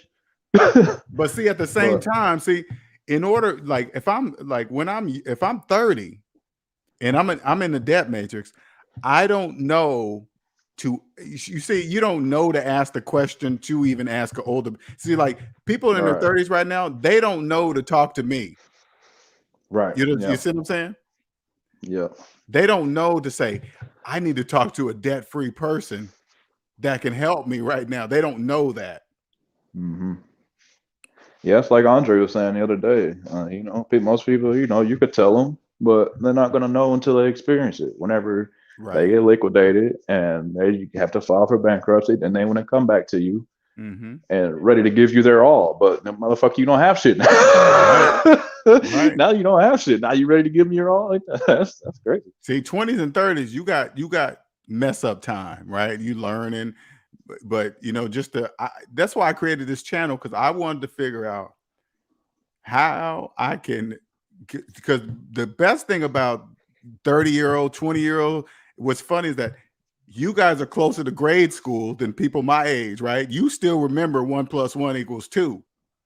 Yeah. You know, you still remember that, right? People my age, they're just totally forgotten, don't want to know, whatever, right? So I could still catch the younger generation because they're like, wait a minute. You mean it's just math? Yeah, it's just math. That's it. The calculator. That's it. That's how I can be rich. That's it. Yeah. Yeah. Some of that stuff is like, even like me, sometimes I'll go to refreshers. Like sometimes I think like, you know what I mean? Doing like mean, median, mode in high school. You know what I mean? Finding out averages. Right. Like sometimes I'll just go look that stuff up and do it just for fun. And then like after I look at it barely even one time, I'm like, oh, I don't even know. I had to look that up. I remember how to do all that. Right. You know, integers and scale, like logarithmic chart, you know what I mean, charting equations on the graphs and stuff. Like that stuff is still relatively fresh into people's head. They just been bombarded with so much stuff to replace it. But it's the program, because again, you know, this wouldn't work if the majority wasn't slaves.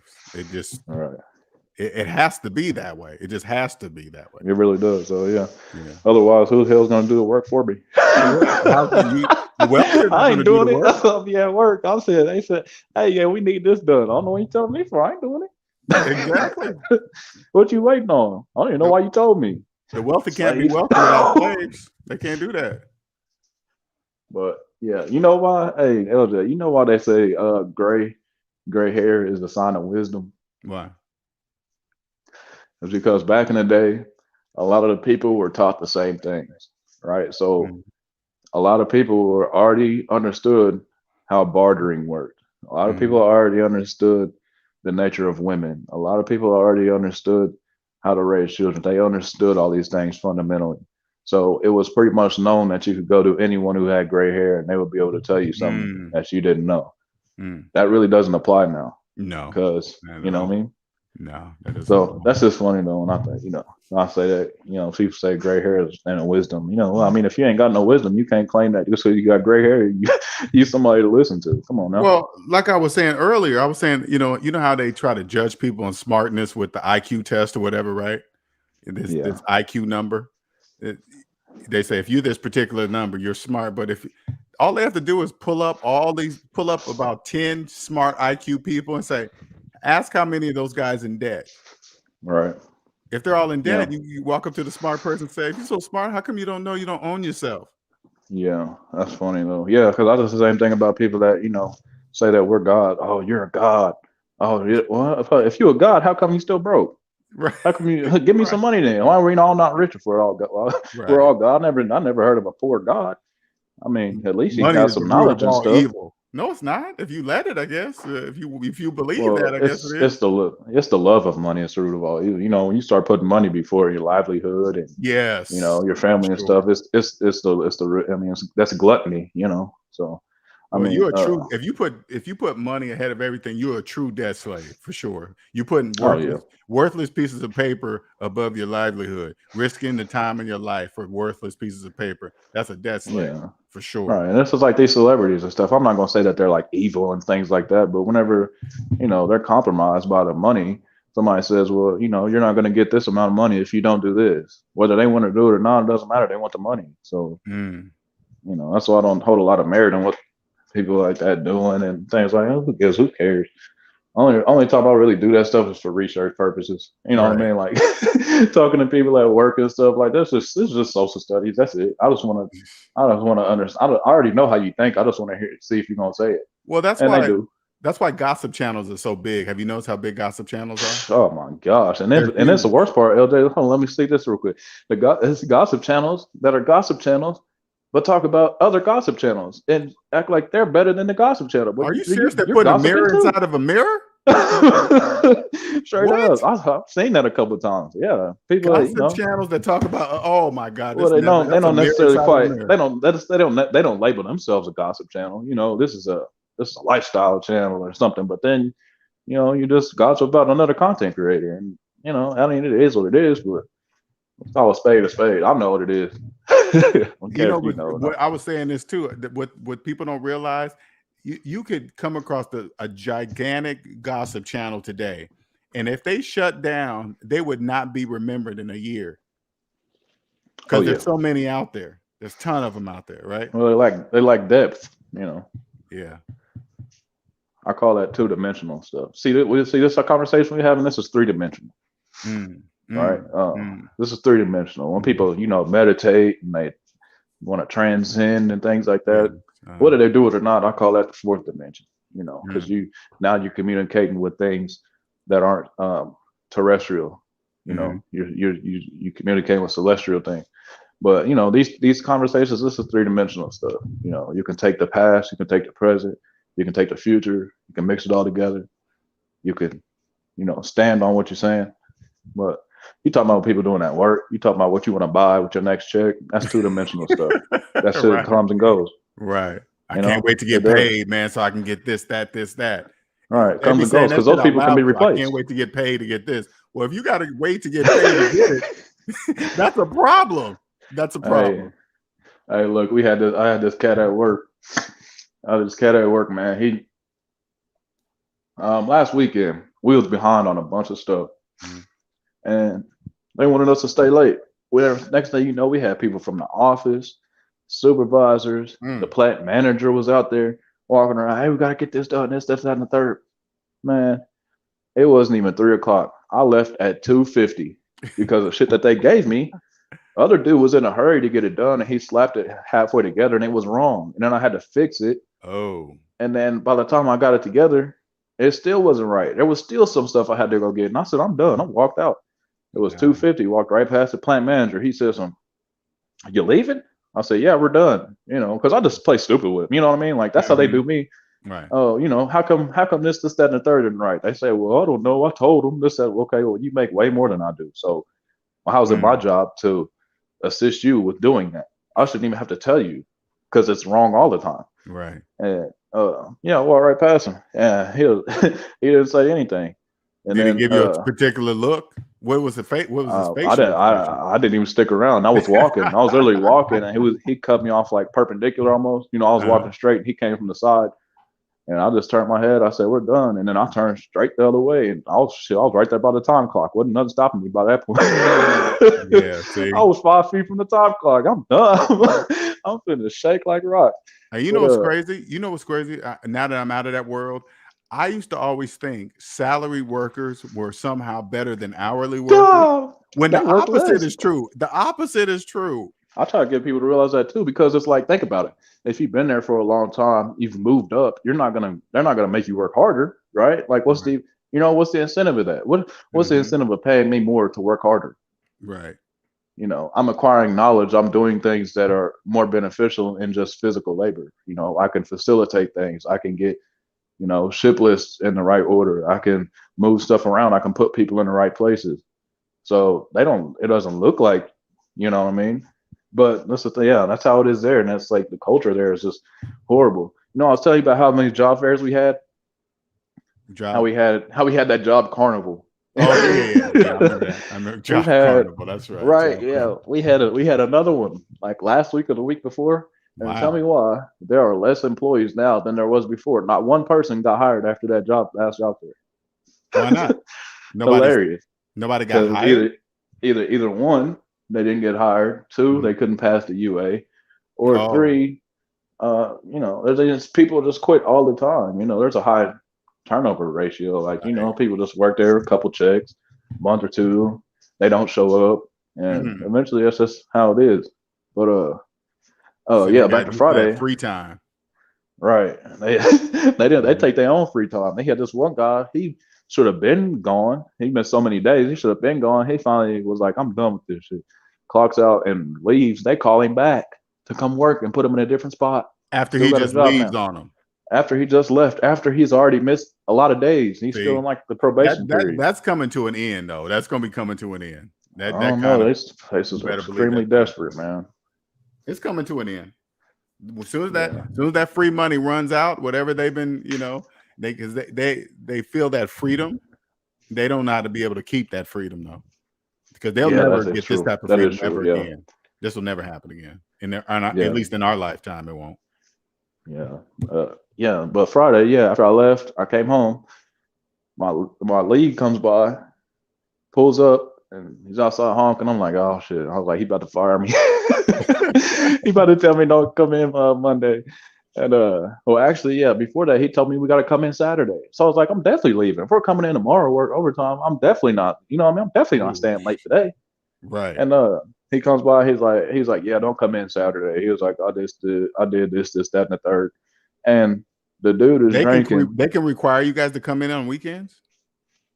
I don't know quite what the policy is. I don't really trip on it a whole lot because I'm just more like, if I feel like I want to do it, if I need the money, I'll come in and do it. Like, it's not that big of a deal to me. Because usually, like on Saturday, it's usually like, you know, knock out so and so many parts or whatever. And then, you know, I usually only stay there for like 2 or 3 hours on Saturday. Have you ever been outside the 40-hour work week yet?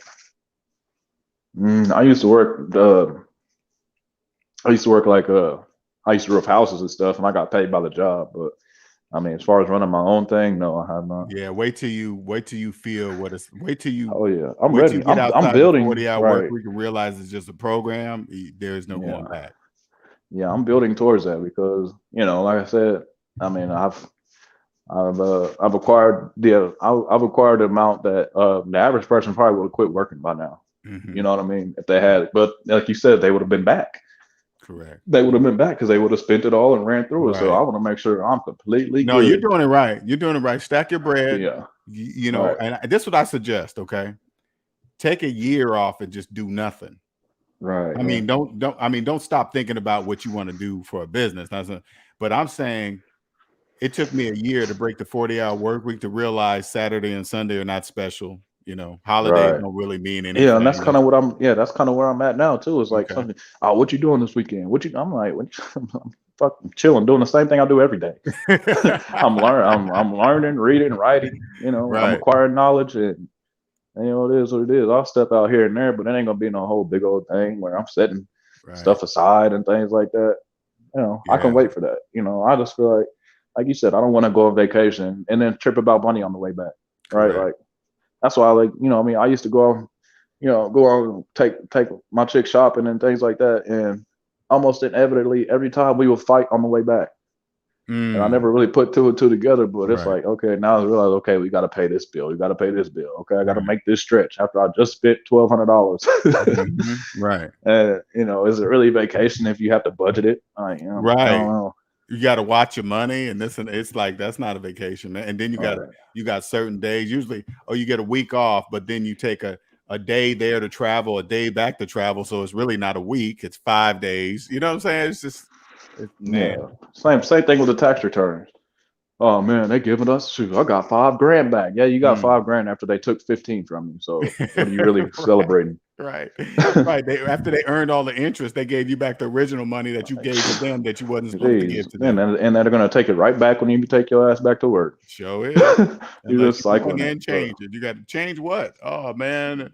Say you got 5 kids. They think something to do. That one thing has something to do with kids. Put about 9 kids 6 months out of the year. It's like, oh man, you have no idea what you're talking about. Right. Yeah, but my lead, you know, I told you he came by. Yeah. Came by my house afterwards. Tell me don't come in Saturday.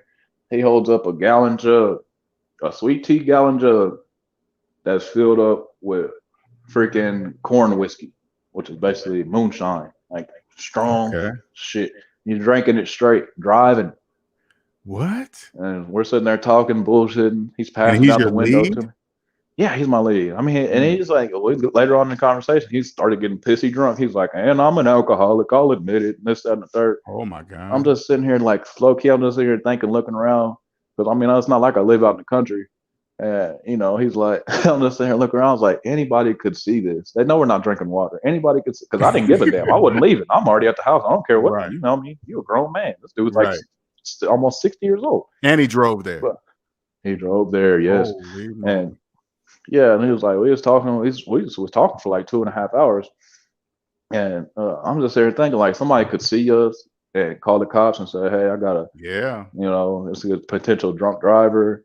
Correct. You know, all this stuff. You could wreck, you could get pulled over, DUI. And I was sitting here thinking like, this dude cares more about his job than his own life. Correct. It was a sad realization, man. Like, and can you imagine being a debt slave, right? You're already deep in debt. And then you get pulled over for a DWI. You know how much they're going to bury your ass? They're going to bury you. Right. Man, good luck to ever getting out. That's what I'm saying. He's like, yeah. He was like, I don't know why you don't want to stay late, man. Let's just milk these people for their money. I said, I don't need their money, bro. I don't. You ain't milking nobody. They're milking you. You getting milked. Walking in there with your udders out. I ain't talking about some, let's get them for their money. Let's milk them for their money. Like dude, I was sitting here really thinking like this dude has lived 60 years of his life thinking this, you know? Ooh, and without that job, sometimes it's like, because there's another guy, he used to be a supervisor, but now he works in the office. But I see him out on the floor more now than before when he was a supervisor. And it's like, and I'll just come to realization, I think that he just needs to be needed, you know? Outside of work, he's not really needed, I don't think. And like he needs to be needed. And it's just, I mean, if that's you, do you, but don't put that on me, you know? Well, if you've been at a job for 20 years, right? And you're the manager, your manager so-and-so, you got to remember they blended themselves with the title given to them by their employer. So they don't know what it's like to who they are without that job title. Right. They just don't know. You know, when they leave work, they are just Bob Johnson. Okay. And you can't tell nobody what to do. You can't get on anybody's ass but your own. But when you get to walk into work, you get to tell people what to do. Right. You're straight up right about that. It's like the athlete thing. You know, they say athletes. I think they do, but yeah, it's like they say athletes die twice. You know, that's why a lot of athletes overdo it. They stay in the league because it's like they don't have any identity outside of that. They don't, you know. Right. And it's kind of like the same thing. It's like, I mean, that's you. That's cool. I'm not knocking it, but don't put that on me. I had to let go of my network engineer 3 senior engineer, whatever the stupid long name I had to let that go, man. Let it go. Right. Because that's the first thing you go out on a date. Everybody go, so what do you do? Of course, I was like, yeah, I'm a network engineer for so-and-so company. Ooh, you know. Yeah, and that's kind of one of the things I do. Like what I do for my second income is pretty complicated to explain. You know what I mean? So like usually if I'm talking to a chick and stuff like that,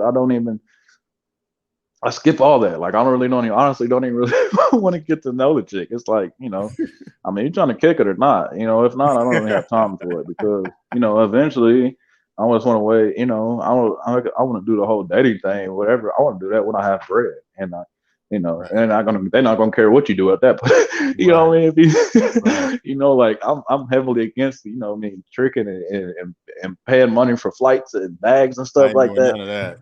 I ain't doing none of that, but I'll tell you what, LJ, if I'm a millionaire and I'm 50 years old, you best believe I'm paying for it. I don't care. I'm paying for it. Well, because by that time you're gonna know that the debt slaves are paying for your whole life anyway, so it doesn't matter. It won't even matter. You know what I'm saying? Yeah, straight up, yeah. Because once you get out of debt, you realize debt slaves pay taxes, not people that understand money. Debt slaves pay taxes. They pay for everything because nothing. Like think about it. Nothing, no currency on earth exists for debt slaves. So that means they pay for everything. Yeah. That's true. And, you know, it's just that 80-20 rule. It's just so pertinent. You know, it's everything I let go of a lot of trying to force things on people and say, hey, I have this, you know, you don't have to stress. Like I have this, you could make money passively.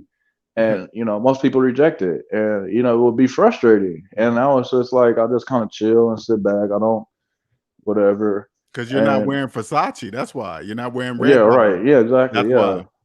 But see, by the time that happens, it'll be too late, right? Like now you're gonna have to wait and delay gratification, just like I did.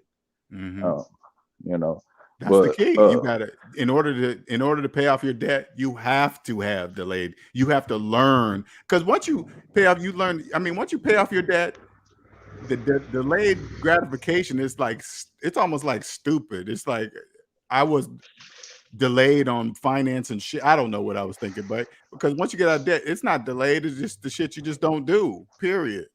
Right.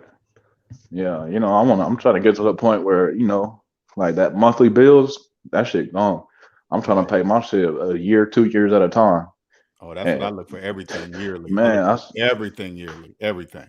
Right. Yeah. See, that's what I'm trying to get to, and it's just, you know, it's like kind of gotta wait, and you know, like you said, I could have pulled some money out. I could be riding fly right now, but why not wait and then ride fly 10 times if I wanted to? Right. Just start with like low things. Start with your phone. See if your insurance will allow you to pay by the year. Because I mean, right, yeah. I go my insurance my car insurance only allows me up to 6 months. I don't know why. Right. I think that's what I was about to say. Most of them are 6 months, but can you pay that twice up front though? You can't pay like 6 months at a time. I don't know. I've never asked them that. I'll ask them that. Ask them if you can do like concurrent 6 months. I don't know why they wouldn't. That's a good. They probably never have anybody ask them. Sorry, sir. I don't know. Can I pay 6 months? Sir, that's not even in our computer. What do you? Right. Hey, Bobby. Hey, do you know how to put in 6 months? Nobody's ever asked me that. Right. Yeah. It's like me when I worked in telemarketing. I worked at telemarketing for like 2 weeks. I didn't sell shit. I didn't sell nothing. Look, I was selling like some Dell preferred computer like a warranty, basically. I was trying to sell warranties, and nobody. I got hung up on like hundreds of calls a day. Never sold anything. I finally was pitching it to them, and I got to the end, and they were like, "Okay, we'll take it." I had to call my manager over here, like, I need some help. By the time the manager got over there, the people hung up, and I got fired the next day. I was like, "Hey, man, I couldn't do that kind of work, man. There's no way I could do that. It was horrible, yo. It was horrible. I couldn't do that. And they had people in there that would sell stuff every day. But you're just like an ad. I mean, debt slaves is something being sold to them all the time, so they're always on guard of you trying to sell them something. Right? Yeah. Yeah, straight up. But yeah, I don't know how people did it. Some people will sell 4 or 5 different policies in one day. Like, how? I ain't sold not one. I've been here 2 weeks. That's just, some people just got the art of selling bullshit. They do. Yeah, I've never really been a good salesman. I don't know. I'm creative, and I'm more of a builder, artistic type. I'm not quite good at selling it to you. You know what's so crazy? But debt slaves don't want to buy the truth. You know, like what I'm selling now is worth millions of dollars. What I know right now is worth millions of dollars, right? But the majority don't want to buy it. They're like, oh, it ain't worth it. Yes, it is. Yes, it is.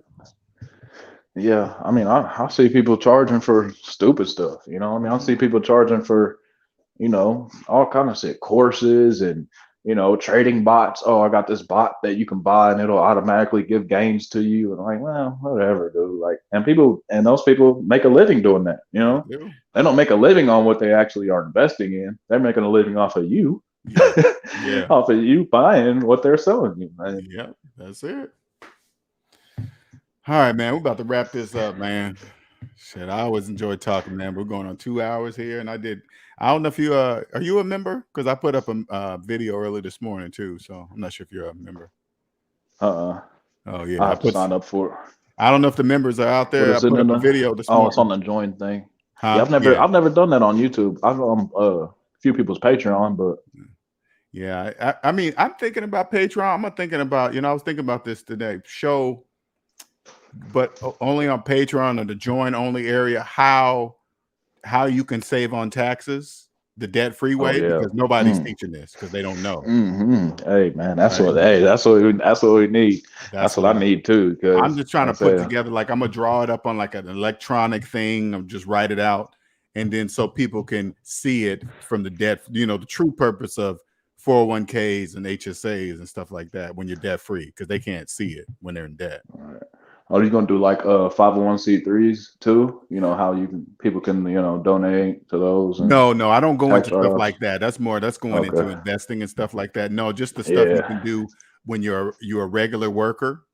Oh yeah, it's like to show people how when they start a business, how they can take advantage of taxes, right? But as an employee, first get debt free and I'll show them how to use a 401k and an HSA as practice. Right. What is a HSA? Health savings account. When I'm saying that, things that are tax deductible off your right. Yeah, like Roth IRAs and things. Yeah. Right. But with the work one, show them how the truth. Like, if you think about it, when you're dead, like a 401k is like a 19,500 you can put away per year, right? That's the max on the 401k, right? But you think about it, there's not a debt slave, millions of debt slaves, no way. They don't have $500 in their account, right? Let alone put away 19,500 a year into their retirement. So they got to think to themselves, why is it so high if nobody ever can put that much in? There's a reason. For people that are debt free, they can. Yeah. Yep. So they get three things. They get a reduction in their tax bracket. They get to wait this 1 year reduction in tax bracket, money put away in their retirement, and the match. 3 things. Hey, triple dip. Hey, they winning right there. See, yup. Hey, yeah. See, I didn't even know that. Y'all gotta. Yeah, I used to do that, but yeah, I'm gonna do it. I'm gonna join. They get in a match that don't exist. You can't match negative dollars. You can't even. That's why that's why I'm grateful for Andre. That was the first time I heard him on there call in or whatever, a few days ago, whatever. But yeah, that brother got some knowledge, man. So I'm sure his time ain't free though. So that's the next level he knows person a lot. I talk to. He gives it to me in pieces because it can't come too fast, man. Because I be getting disappointed sometimes when they point out something, right? Yeah, because some of the stuff he was saying, I was like, okay, I understand that. I don't necessarily know exactly, like the HSA. I didn't know exactly what it was, but once you you grouped it in there with the Roth IRA, I know exactly what the purpose of it is. You know what I'm saying? Anything that's going to reduce your tax bracket, because you got to remember, when you're debt free, people that are in debt can't reduce their tax bracket because they're in debt. Only people that are not in debt can reduce their tax bracket. Yeah, they think they can, but they can't. Right. And I'm planning on showing that. Yeah, I'm down with that, but I'm gonna let you get up out of here, man. Sorry, I hogged the mic and took some time up. That's all right, man. I always enjoy the talks, man. I appreciate you, man. Hey, I appreciate you, dog. All right. All right, you have a good one. Okay, you too. Yeah, I like talks like that, man. Anyway, it's been 2 hours. Thank you, everybody, for joining. What's up, Gabriel? Andre, Nicer. Thank you very much. Sal's HQ. Thank you, Fudd, man. Appreciate everybody joining today. Hope you guys get a lot of Ashley Williams. Thank you. You guys get a lot of information. Nick. Again, if you guys find some good channels, maybe you are following somebody that talks a lot of financial lingo and you want to know if they're a debt slave or not, send me their link. I'll go watch their channel and I'll let you know right away. I'll go over there, watch them, and I'll tell you if they're a debt slave. If you're getting financial information from a debt slave or a person that knows, okay, guaranteed I will find that answer for you. Because there's a lot of channels that people have referred me to, and I go over there and listen to them. I'm just like, that's a debt slave, just selling shit, just selling stuff. I'm gonna give you guys a hint. If you come across somebody constantly trying to look rich, that's a red flag. Okay, that's a red flag. Okay, I'm just telling you right now, that's a red flag, big red flag. That's a sign. Flashing lots of money all the time, that's a red flag. Red flag, buddy, red flag. They're talking about, listen, if they talk about money and then they mention a car payment or a mortgage payment, that's a red flag. All right. People with money don't make payments. I'm just, the reason why you're making payments because you didn't have the money to buy it. I don't care what they tell you. I don't care if they say, I'm not going to put all my money in this. I'll take my money. Like they always say that, why pay a house in cash when I can just put some money down and invest over here? So you decide, let me get this straight. So you decide to pay more for a house so you can save money somewhere over some, what? That doesn't make any sense. All right, everybody. Thank you for joining. Until next time, today's Thursday. I don't know if I'm going to be coming on tomorrow or not, but if not, I'll be coming on Sunday for sure. All right, I'll holler at you guys later. Have a good one.